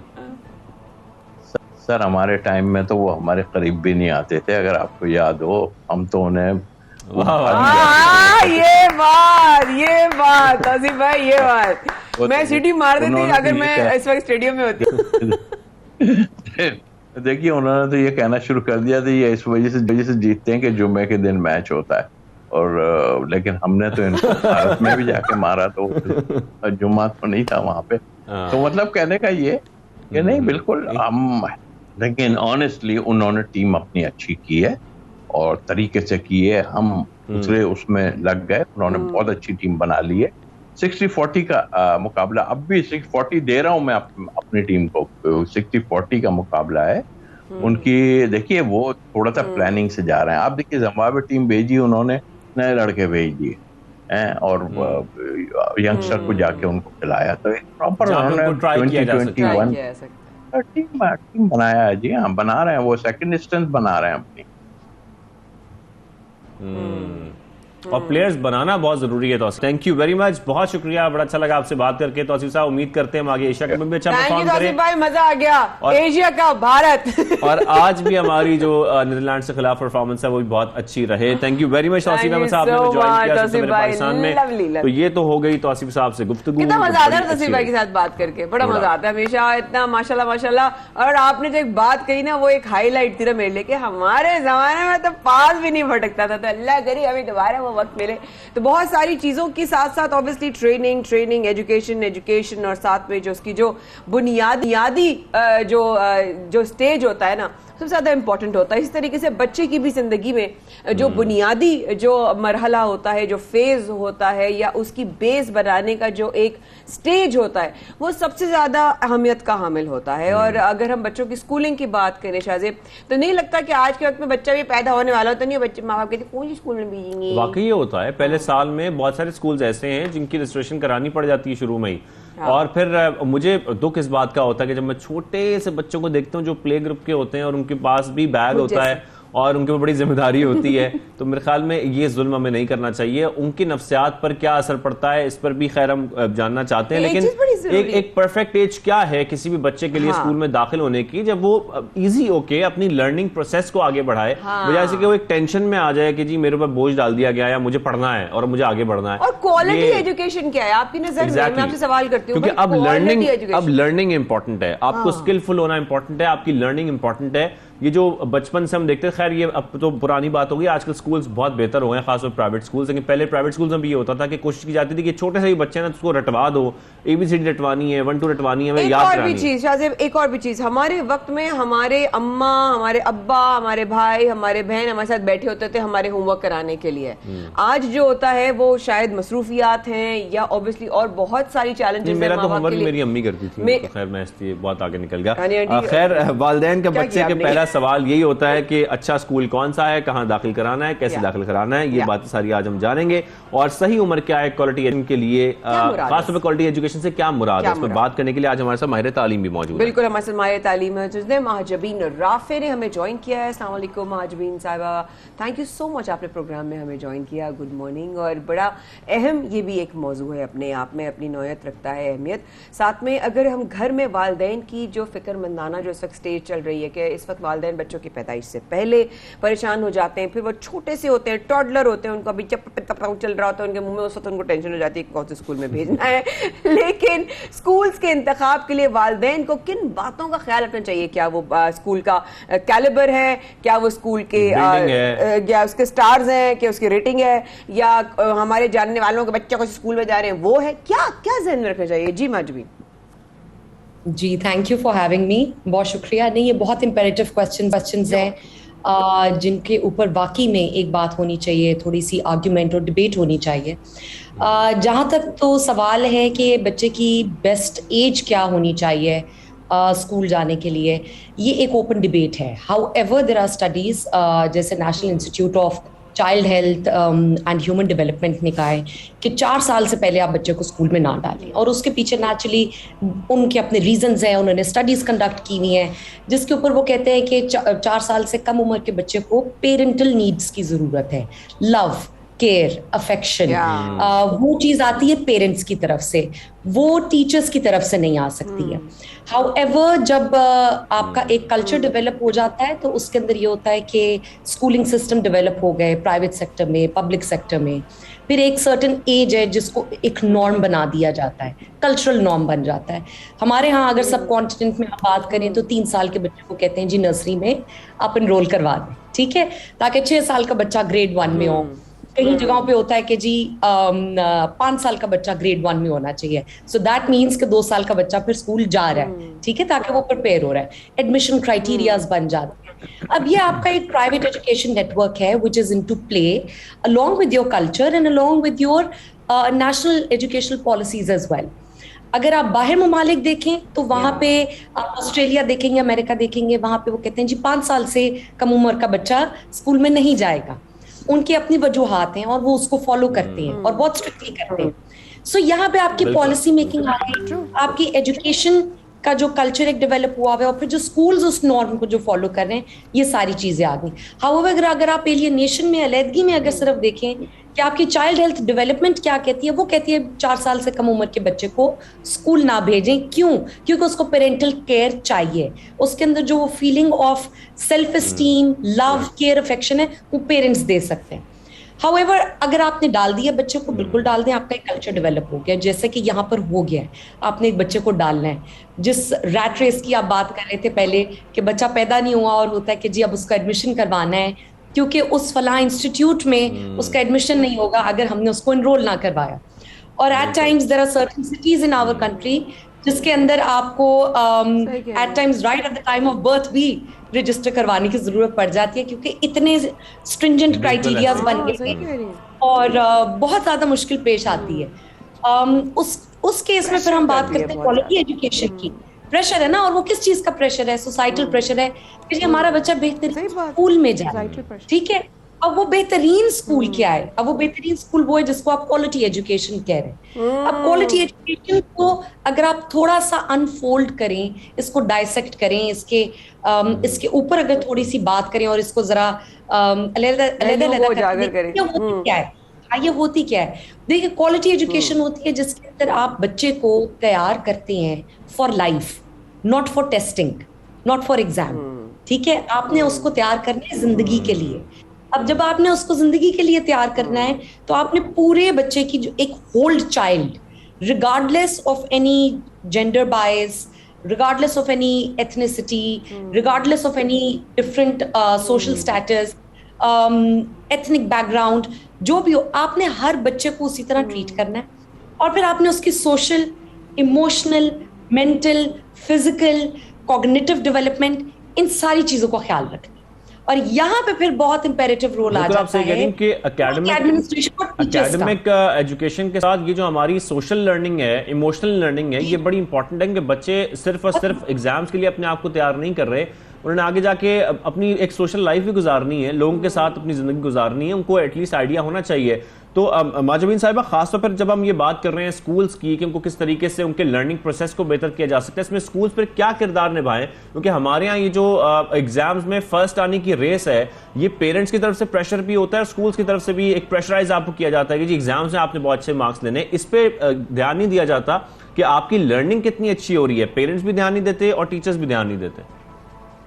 देखिए, इसके अंदर जो समझने वाली बात है ना, वो ये है कि आपका एंड पॉइंट क्या है, ठीक है। अब पेरेंट अगर वही एक तो पहले वो वाली बात जो से आपने भी की थी कि जब होमवर्क की आप लोग कभी बात कर रहे थे कि हमें तो पेरेंट्स, हमारे बहन भाई मिलके होमवर्क कराते थे। अब वो विलेज की बात आ गई ना, it takes a village to grow a child, to hone a child, to make a child learn. उसके अंदर फिर आपकी स्कूल की बॉडी भी शामिल है, जिसके अंदर टीचर्स आ गए, घर वाले लोग भी शामिल हैं, सारे मिलके एक बच्चे की वो कहते मेंटल नशोनुमा जो है ना वो कर रहे होते हैं, जिसके अंदर सोशल कैपेबिलिटीज भी हैंड इन हैंड आ जाती हैं। अब जहां तक बात आ गई टेस्टिंग की, जी जहां तक बात आई टेस्टिंग की कि जी ये नंबर आएंगे, अब देखिए वो आपको नंबर किस लिए चाहिए, पहले तो ये सोचें। आपको नंबर इसलिए चाहिए बिकॉज आपको एक अच्छी यूनिवर्सिटी में एडमिशन चाहिए, ठीक हो गया। तो अगर आप ये सोच रहे हैं कि जो क्राइटेरिया सेट हुए हैं उन क्राइटेरियाज के ऊपर बात होनी चाहिए ना, कि क्या वो क्राइटेरिया सिर्फ एक टेस्ट का नंबर मांगता है या वो ये मांगता है कि एक चाइल्ड का प्रोफाइल क्या है, ठीक है। क्या उस बच्चे में आपकी इंटरव्यू की स्टेजेस होती हैं, टेस्ट की स्टेजेस होती हैं। अगर आप देखेंगे यूनिवर्सिटी टू यूनिवर्सिटी भी ये बहुत वेरी करता है, ठीक है। कई यूनिवर्सिटीज के क्राइटेरियाज बड़े फर्क होंगे, कईयों के नहीं हो, बट लार्जली स्पीकिंग आपके मुल्क में यूनिवर्सिटीज के क्या क्राइटेरिया हैं वो आपका एक नॉर्म बन जाता है, ठीक है ना। उसको उसके ऊपर भी डिबेट की जरूरत है कि आपके क्राइटेरियाज क्या है। अकॉर्डिंगली ये पीछे बैक ट्रैक होगी चीज all the way down to the schools, कि फिर स्कूल्स क्या कर रहे हैं, फिर आपके इंटरमीडिएट कॉलेजेस क्या कर रही हैं, और फिर इवेंचुअली जब आप यूनिवर्सिटी में फर्दर एजुकेशन के लिए या हायर एजुकेशन के लिए जा रहे हैं तो फिर आपके क्या पोर्टफोलियो डेवलप होना चाहिए, क्या बच्चे की जो सोशल स्पीकिंग स्किल्स हैं, कम्युनिकेशन स्किल्स हैं, वो आने वाले वक्तों में बहुत इंपॉर्टेंट है। और अब आपको पता है कि रेस जो है वो आईक्यू की नहीं है। इतनी अच्छी पहलुओं पे जो है आप गुफ्तगू भी कर रही हैं, उनको जो है उजागर भी कर रही हैं, तो फिर इस पे भी जरा रोशनी डालिए। आपकी नजरिए में बच्चों का एडमिशन होता है लेकिन इंटरव्यू माँ बाप का होता है, और उन माँ बाप को ऐसा लगता है कि उनका एडमिशन पहले हो रहा है, बच्चों का उनके बाद होगा, वो पास करेंगे तो फिर उनके बच्चे का एडमिशन होगा। इसके बारे में आप क्या कहेंगे? देखिए, इसके बारे में ये है कि ये हम लोग का शायद एक सोशल सिस्टम इस तरह का बन गया, ठीक है। तो आई थिंक स्कूल्स भी कहीं ना कहीं कॉन्शियस होते हैं इस चीज़ के बारे में कि हम किस तरह के बच्चों की इंडक्शन कर रहे हैं, इसलिए वो पेरेंट्स का पहले इंटरव्यू करते हैं। यहाँ पर जब हम क्वालिटी एजुकेशन की बात करते हैं और जिसके अंदर मैंने आपको डिफरेंट पॉइंट्स बताए थे, उसके अंदर एक पॉइंट होता है कि regardless of the social background, social economic background, आपने हर बच्चे को इक्वली ट्रीट करना है।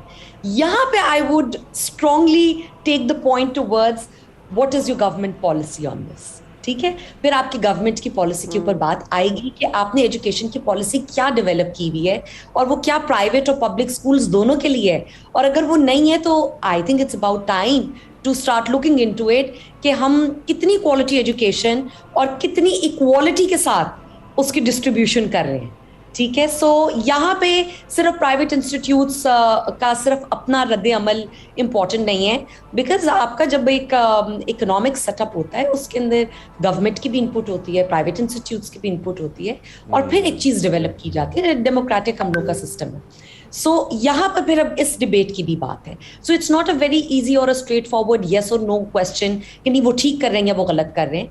यहाँ पे बात होती है कि फिर पॉलिसी मेकिंग क्या हो रही है, ठीक है, और फिर what is the policy that they are following and is it in line with आप एग्री करती हैं इससे माजबीन? आप रखती हैं इस बात से? किस बात से कि जो पेरेंट्स कुछ है, बट आप एग्री करती हैं इस बात कि देखिए अगर एक बच्चे में एक बच्चे में कैपेबिलिटी है, एक बच्चे ने टेस्ट पास कर लिया है, आप उसको नो नहीं बोल सकते, ठीक है, आपको उसको वो देना है ना। अगर आपका वालिदैन को जज करके बच्चे को एडमिशन नहीं देना चाहिए ना। एब्सोल्यूट, देखिए आपका एडमिशन क्राइटेरिया है, एक बच्चे ने वो एडमिशन क्राइटेरिया आपका पूरा मीट विद किया है, ठीक है, उसके अंदर वो आप उसको नो नहीं बोल सकते और बोलना भी नहीं चाहिए। बट अगर नो बोला जा रहा है तो इसके ऊपर फिर इसके ऊपर फिर इसके ऊपर बात करनी चाहिए कि बच्चे की कैपेबिलिटी से पहले अगर कोई और क्राइटेरिया सेट है तो वो क्यों है और उनकी वजूहात क्या। मे बी इसकी हम सोशली डिकंस्ट्रक्शन करें तो शायद इसमें से भी कोई अच्छे पहलू निकले। वही विलेज वाली बात निकल आए कि it takes a village to groom a child and to होन एक बच्चे की जो लर्निंग है उसके ऊपर मे बी, बट अगेन इसके ऊपर बात की जरूरत है हमारे माशरे के अंदर और करनी चाहिए, होनी चाहिए। बिल्कुल ठीक है माजबीन, बहुत अच्छा लगा आपसे बात करके। ऑनेस्टली दिल से कह रही हूँ कि ये एक ऐसा पहलू था जिस पे वाकई में हमें इस बारे में डायलॉग करने की बहुत ज़रूरत थी। God bless you and thank you so much for taking your time for the show and इंशाल्लाह आगे भी हम आपको ज़रूर इसी हवाले से ज़रूर, क्योंकि अभी बच्चों के स्कूल स्टार्ट हुए हैं, अभी बहुत सारे बच्चों के एडमिशन हो भी रहे हैं, स्ट्रगल में कहाँ दाखिल कराया जाए, में जो दिखा रहे हैं जो माँ बाप जिस में, क्योंकि मुझे पता है मेरी बहन भाई और भाभी भी स्ट्रेस से अभी निकले हैं रिसेंटली, तो रोज़ ये कहती थी दुआ करो अच्छे स्कूल में हो जाए, दुआ करो एक अच्छे स्कूल में हो जाए। ये अपने आप में एक बहुत बड़ा इमोशनल प्रेशर और जो स्ट्रेसफुल जो एक स्टेज होती है, फिर बच्चे के ऊपर भी होता है कि मेरे माँ बाप रोज जाते हैं, मैं कहाँ जाऊँगा, मैं किधर पढ़ूंगा, मेरे टीचर्स कैसे होंगे, मेरे क्लास फेलोज कैसे होंगे एंड ऑल दैट जैज। इस वक्त के बाद रहिएगा हमारे साथ, हम भी सबसे पाकिस्तान वापस आए।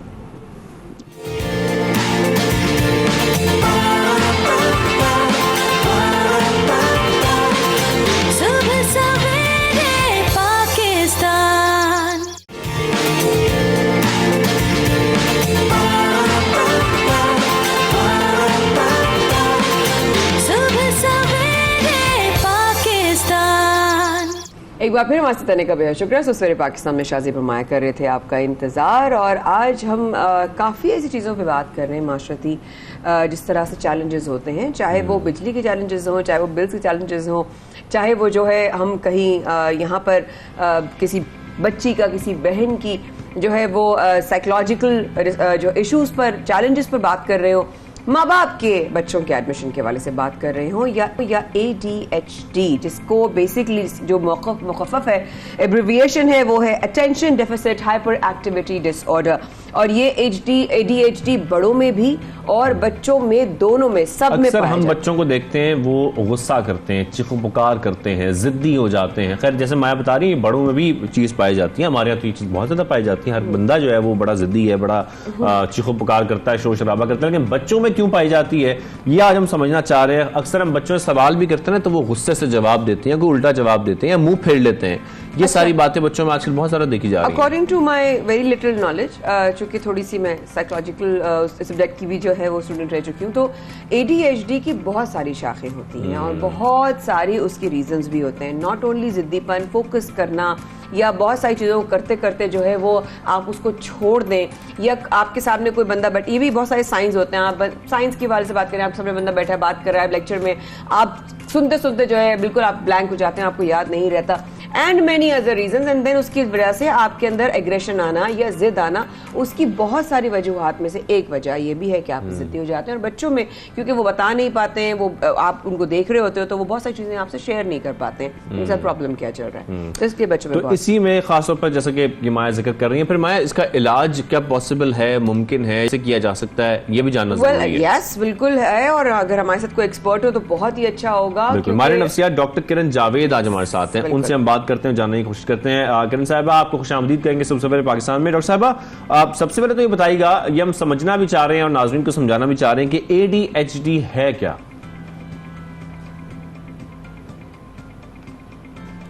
Okay, ADHD attention deficit hyper activity disorder है, जो कि बहुत ही, मैं आपको कहूँगी कि कॉमनली डायग्नोस्ड हो जाता है, जो कि हमें बहुत ख्याल से डायग्नोस करना पड़ता है। एक्चुअली ADHD में क्या होता है कि बच्चा जो बहुत ज़्यादा हाइपर एक्टिव होता है, बहुत शरारती बच्चा होता है, हम उसको भी ADHD कह देते हैं। ADHD actually is attention deficit, मतलब जिसमें अटेंशन का प्रॉब्लम हो एंड हाइपर एक्टिविटी और हाइपरनेस भी हो। अब समटाइम्स क्या होता है कि ADHD में सिर्फ अटेंशन का इशू होता है, हाइपर एक्टिविटी नहीं होता।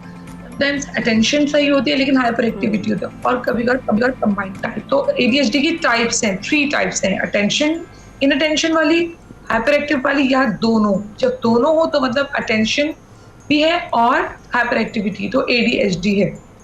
ओके, अब होता क्या है इसमें कि अटेंशन वाली चीज में जिस तरह से बच्चा या बड़ा, ये मैं बता दूं, ADHD दोनों में डायग्नोज होता है, बच्चों में भी होता है और बड़ों में, एडल्ट्स में भी होता है ना। टॉकिंग अबाउट चिल्ड्रन, तो बच्चों में बहुत ज्यादा ये चीज हो जाती है कि उनको अटेंशन किसी चीज में मुश्किल होती है, फोकस और कंसंट्रेशन किसी भी टास्क में मुश्किल हो जाता है, पढ़ाई में मुश्किल हो जाता है, या कोई एक्टिविटी की मुश्किल। बिल्कुल ऐसा ही है, वो उनको टास्क कंप्लीट करने में इश्यूज आते हैं, वो इजीली डिस्ट्रैक्ट हो जाते हैं कोई भी एक्सटर्नल नॉइज से, किसी ने आवाज दी तो फौरन डिस्ट्रैक्ट। जब अटेंशन नहीं है तो डिस्ट्रैक्शन, फौरन से तवज्जो इधर उधर हो जाती है, एक जगह स्टिल काम करने से उनको इश्यूज होते हैं। ठीक है, इसके अलावा अगर ये मैं आपको टेंशन के इश्यूज बता रहा हूँ, हाइपर एक्टिविटी के इश्यूज ये हैं कि एक जगह बैठना मुश्किल हो जाता है। हाइपर एक्टिविटी में थोड़ा सा बिहेवियरल चीजें हैं, टेंशन में जो है आपका साइकोलॉजिकल टेंशन है, बिहेवियरल हाइपर एक्टिविटी, एक जगह बैठना मुश्किल हो जाता है,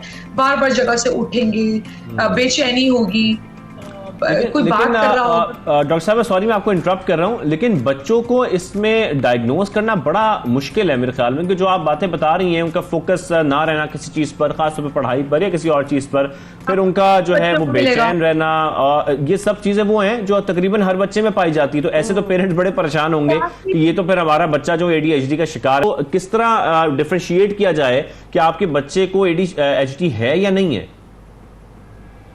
बिल्कुल, बहुत अच्छा सवाल है, इसीलिए मैंने आपसे शुरू में ही कहा था कि ये बहुत सेंसिटिव मामला है, हर किसी को ADHD नहीं कहा जाता।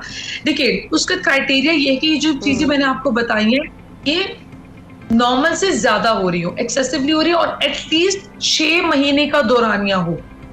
6 महीने का दौरानिया, यानी जब आप किसी मेंटल प्रोफेशनल के पास बच्चे को लेकर जाते हैं और वो सब चीजों के बारे में जानते हैं, इसकी एक्सेसिवनेस और शिद्दत के बारे में वो एनालिसिस करते हैं, असेसमेंट करते हैं, और फिर देखते हैं कि ये कितने टाइम से स्टार्ट हुआ और कब तक रहा है और कब तक रहता जा रहा है। अगर उसकी जो मियाद है वो 6 महीने या उससे ज्यादा है तो ADHD या ADD डायग्नोज होगा, वरना ये सब चीजें बच्चों में कॉमन है। लेकिन कॉमन यूं भी है कि सब में सब कुछ नहीं होता, किसी को सिर्फ पढ़ाई में फोकस नहीं होगा, क्या पता वो खामोश रहता हो, मासूम बच्चा रिलैक्स एक जगह बैठता हो, लेकिन बस इंटरेस्ट नहीं, कभी कभार इंटरेस्ट नहीं होता तो हम कहते हैं कि वो तवज्जो नहीं हो रहा था, वो ADHD हो चुका है। समटाइम्स बच्चा बहुत नॉटी होता है, शरारती होता है, तब भी उसको कहते हैं वो बड़ा हाइपर एक्टिव है। लाजमी नहीं है कि हर शरारती बच्चा जो इधर से उधर उछल रहा है, कूद रहा है, वो हाइपर एक्टिव होगा, नहीं। मैंने आपको बताया सर्टेन क्राइटेरिया है जिनकी हर चीज में चेकलिस्ट होती है, टिक मार्क किया जाता है और उसका दौरानिया चेक किया जाता है, तभी मेंटल हेल्थ प्रोफेशनल ठीक से कर सकता है। इसलिए आम लोग इसको डायग्नोज ना ही करें तो बेहतर है, क्योंकि माँ बाप के लिए बहुत परेशानी का बाइस बन जाता है। तो डॉक्टर साहब ये बताइएगा कि अगर इस वक्त माँ बाप आपको सुन रहे हैं और उनको लगता है कि अच्छा ये साइन तो मेरे बच्चे में भी हैं, अच्छा नहीं ये तो नहीं मेरे बच्चे में, तो क्या ऐसे हाईलाइटेड साइंस हैं जिसको वो बेस बनाकर किसी स्पेशलिस्ट या माहिर नफ्सियात के पास जाएं? जी देखिए, बहुत ज्यादा स्कूल से कंप्लेन्स आ रही हो। एक तो मैं आपको बताऊं, ADHD का डायग्नोसिस 3 साल के बाद दिया जाता है। स्कूल से कंप्लेन्स आ रही हूँ, अच्छा जी, स्कूल से बहुत कंप्लेन्स आ रही हूँ, होमवर्क में, एकेडमिक्स में इश्यूज आ रहे हों, क्लासरूम में बिहेवियर्स जो हैं वो नहायत ही जिटरी वाले हों, नहायत ही डिसिप्लिन बिल्कुल एब्सेंट हो, इस तरह की चीज़ें और शिकायत कंप्लेन्स बार आ रही हों, ठीक है। और फिर इसके अलावा जब बाहर खेलने जाते हैं या घर पे मेहमान आते हैं या इसी तरह कहीं भी सर्कमस्टांसेस पे वो बच्चे मौजूद हैं, लेकिन जो मैंने सारे सिम्टम्स बताए हैं वो सब चीज़ें जो है लोगों की तरफ से कंप्लेंट्स बन के आ रही हूँ, कंसर्न्स बन के आ रही हूँ, और खुद भी पेरेंट्स, केयर टेकर इस चीज़ को महसूस कर रहे हो कि वो जितनी दफ़ा फोकस दिलाते हैं उतनी दफ़ा उसका टेंशन हटता है। इसके अलावा वो चीज़ों को फॉरगेटनेस की तरफ ज़्यादा जा रहा है। इसके अलावा वो चीज़ें आउटर स्टिमुलस से बहुत ज़्यादा डिस्ट्रैक्ट हो रहा है, इधर उधर देख रहा है, ठीक है। और ये सब चीज़ें बहुत ज़्यादा कंसर्न, देखिए समझ में आ जाता है चीज़ एबनॉर्मल है, थोड़ी सी एबनॉर्मैलिटी की तरफ जा रही है, फिर भी कंफ्यूजन्स है, तो फिर प्लीज मंजिल जरूर बात करें। कोई भी चीज जो नॉर्मल से हट के शिद्दत पसंदी की तरफ जा रही हो, उसको जरूर चेकअप कराना बच्चों के लिए जरूरी है। डॉक्टर साहब, एक चीज आपकी बात करते करते जहन में आई कि जिनके घर में छोटा बच्चा है और इस वक्त आपको सुन भी रहे हैं, लेकिन उनको लगता है कि यार ये चीजें तो मेरे बच्चे में तो पता नहीं, मुझे लग रहा है मेरे अंदर। ऐसे ही कोई पेरेंट जिसका छोटा बच्चा भी हो, तो उसको भी इस हवाले से क्या मतलब क्या गाइडलाइन देंगी आप? देखिए, मैं आपको कहती हूँ कि लाजमी नहीं है कि एक ADHD ही एक मेंटल हेल्थ प्रोफेशनल के पास जाए। नॉर्मल बिहेवियर्स के लिए भी जाया जा सकता है, ठीक है। अगर गुस्सा, जिस तरह प्रोग्राम के स्टार्ट में गुस्से की बात की, ठीक है, तो गुस्से की ऐसी चीज होती है कि गुस्से को आप जो है वो बच्चे में, ADHD लाजमी नहीं है कि वो ADHD है तो गुस्सा हो रहा है, नो, गुस्से की अलामत वैसे भी हो सकती हैं बच्चे के अंदर, ठीक है।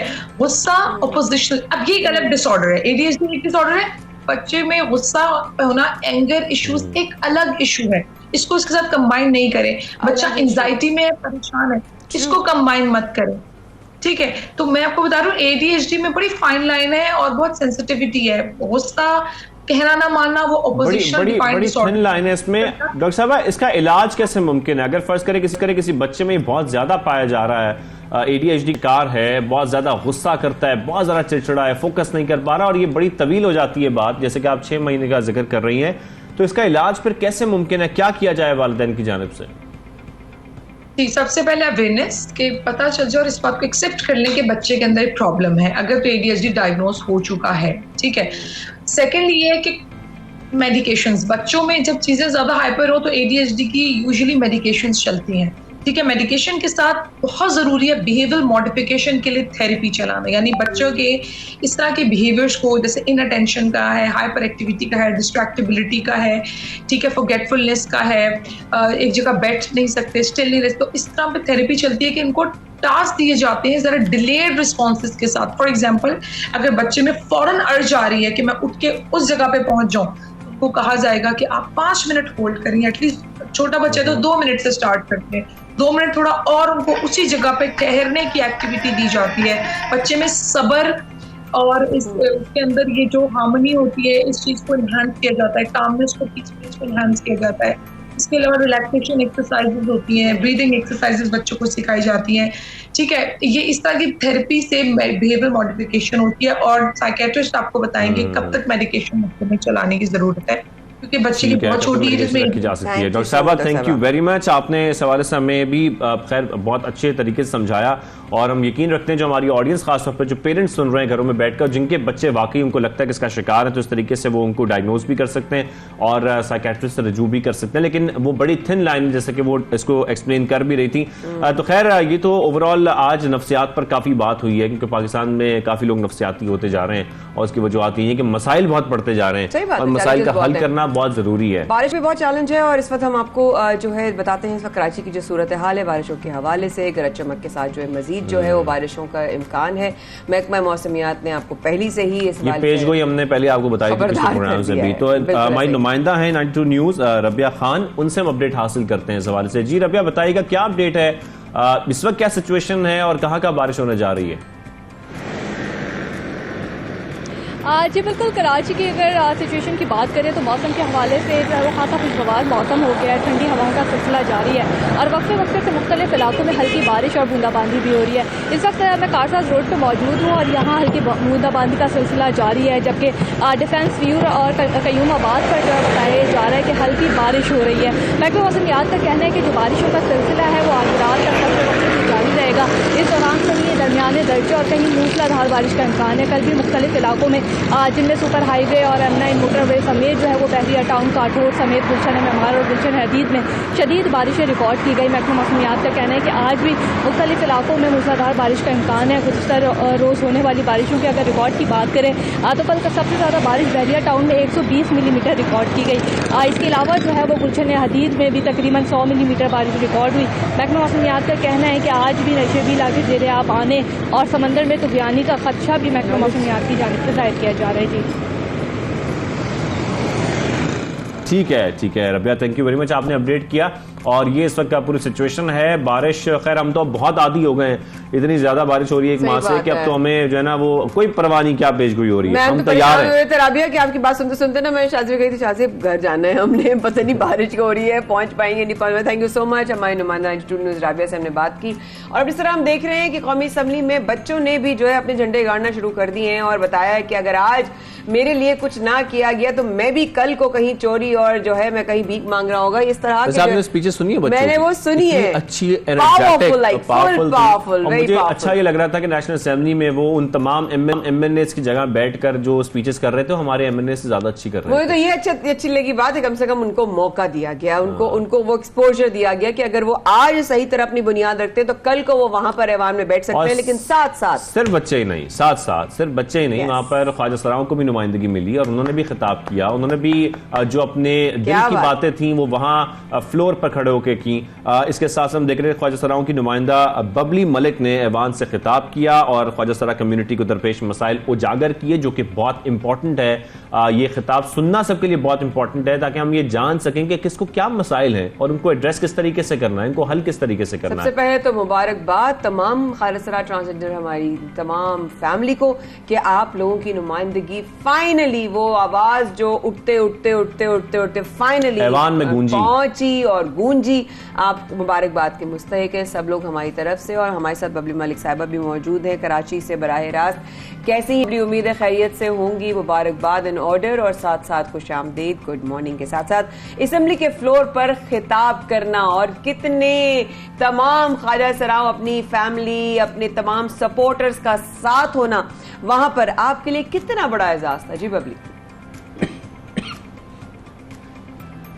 जी बिस्मिल्लाहिर्रहमानिर्रहीम, अस्सलाम वालेकुम।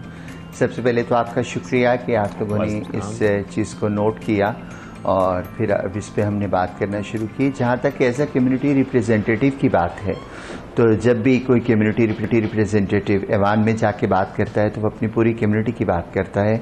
और इसी तरीके से मेरे लिए बड़ी फ़ख्र की बात है कि ऐवान पाकिस्तान ऐसी जगह जहाँ पे फैसले होते हैं, जहाँ पे पाकिस्तान की बेहतरी के लिए कदम उठाए जाते हैं, वहाँ पे मुझे बोलने की इजाज़त दी गई और मौका दिया गया कि मैं वहाँ पे अपने लोगों के हक़ की बात कर सकूँ। बात हमेशा किसी भी प्लेटफॉर्म पे हो तो मर्द व ख़वातीन की जाती है। स्टार्ट ही हम ख़वातीन हज़रात से करते हैं, तो हम ये स्टार्ट क्यों नहीं करते कि हम मुअज़्ज़िज़ हाज़रीन कह लें या हाज़रीन कह के बात कर लें, ताकि उसमें हमारी भी एडिशन हो सके, उसमें ये भी पता लग सके कि पाकिस्तान कम्युनिटी में जो सा है वो सिर्फ ख़वातीन व हज़रात ही नहीं, एक ऐसा जेंडर भी मौजूद है जिसको शनाख्त पाकिस्तान गवर्नमेंट ने दी है। और उसी शनाख्त का हक़ रखते हुए हम ये हक़ भी रखते हैं कि जहाँ भी पुकारा जाए मुअज़्ज़िज़ हाज़रीन कहा जाए, क्योंकि अल्लाह पाक ने जब सबको बराबर रखा है तो फिर ये तफरीक कैसी। बिल्कुल ऐसे बिल्कुल सही कह रही हैं। इसके साथ साथ आपने जिन मसाइल का वहां पर जिक्र किया, थोड़ा इस हवाले से बताइएगा किन मसाइल को उजागर किया, किन मसाइल की निशानदेही की जिनको इस वक्त हल करना बहुत जरूरी है हुकूमत के लिए खास तौर पर। देखिए, गवर्नमेंट की पॉलिसीज़ में जहाँ भी वेलफेयर का काम है और कुछ बेहतरी है, वहाँ पे स्पेसिफिक ट्रांसजेंडर कम्युनिटी का नाम ऐड होना चाहिए। और इसके साथ साथ ट्रांसजेंडर कम्युनिटी के लिए गवर्नमेंट ऑफ पाकिस्तान को कुछ ऐसी पॉलिसीज़ का भी ऐलान करना पड़ेगा जिसको अवेल करते हुए कम्युनिटी अपना लाइफस्टाइल चेंज कर सके, या अपने लिए बेहतर जगह तलाश कर सके या बेहतर मौके ज़िंदगी को बेहतर करने के पा सके।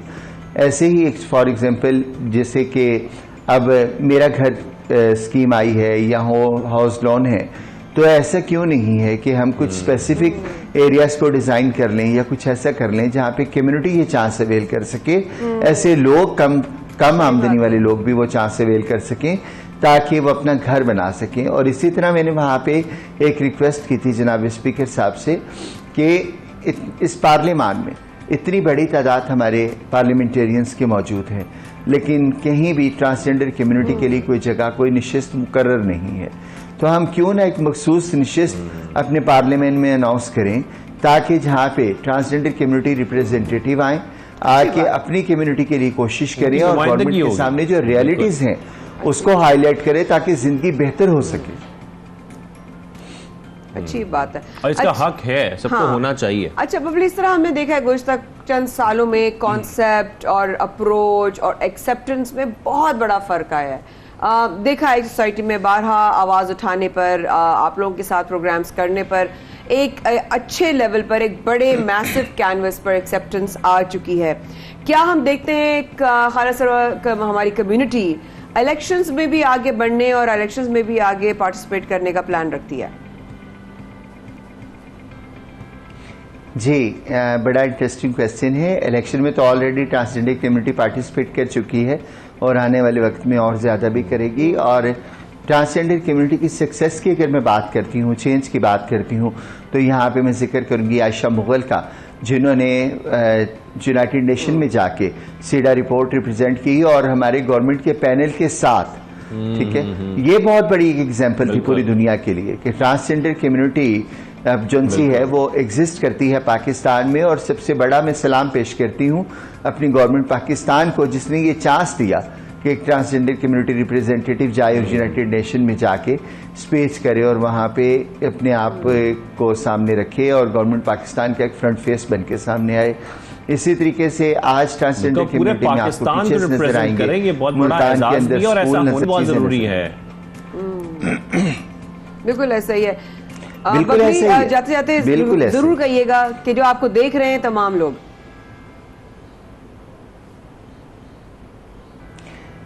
मैं यही कहूंगी कि आप जब हमें इंसान मान जाएंगे, इज्जत देना शुरू करेंगे, तो आप हमें जान भी जाएंगे और आपको हमें साथ लेके चलने में कोई मसला भी दरपेश नहीं होगा, क्योंकि किसी भी इंसान को उसका हक देने के लिए पहले उसको इज्जत देनी ज़रूरी होती है। जब आप प्यार इज्जत देंगे, सेंसिटाइज होंगे अबाउट ट्रांसजेंडर कम्युनिटी, तो जिंदगियां खुद ही बेहतर हो जाएंगी। आप हमारे लिए बहुत बाइज़ एहतराम हैं और हम आपके लिए ढेरों दुआएं भी करते हैं और तमाम खारजा कम्युनिटी के लिए दुआ गो हैं कि वो मजीद अपनी रिप्रेजेंटेशन और मजबूती के साथ कर सकें। बिल्कुल ऐसा ही है। और जैसे वो जिंदगी में आगे बढ़ रहे हैं और अपनी कोशिश पूरी कर रहे हैं, ये हमारा काम भी है कि हमें भी कोऑपरेट करना है और हमें भी साथ में कोशिश करनी है कि हमारे आसपास जितने लोग हैं, चाहे वो ट्रांसजेंडर कम्युनिटी से हैं, चाहे वो कोई भी हो, हमें किसी किस्म की कोई भी इस तरीके से मेरे ख्याल में डिवीजन नहीं करनी चाहिए, ना वो क्लास डिवीजन हो ना किसी और किस्म की डिवीजन हो, ताकि हम सब लोग एक साथ आगे बढ़े और इस तरीके से पाकिस्तान की नुमाइंदगी में इजाफा हो। बिल्कुल ऐसा ही है। और स्ट्रिंग्स बैंड का गाना याद आ गया कि हम भी देखें, तुम भी देखोगे, ऐसा होगा पाकिस्तान। बहुत शुक्रिया बबली, आप हमारे साथ मौजूद थी। खारजा कम्युनिटी को एक बार फिर हम दोनों की तरफ से, माई टीम की तरफ से और टू की तरफ से अपनी नुमाइंदगी करने पर ढेरों मुबारकबाद। यूँ आगे बढ़ते रहिए और सवेरे पाकिस्तान में शाहज़ेब और माया को भी अपनी दुआओं में याद रखिएगा और इंशाल्लाह कल होंगे आप भी मुलाकात में। इंशाल्लाह होती मुलाकात। अल्लाह हाफ़िज़।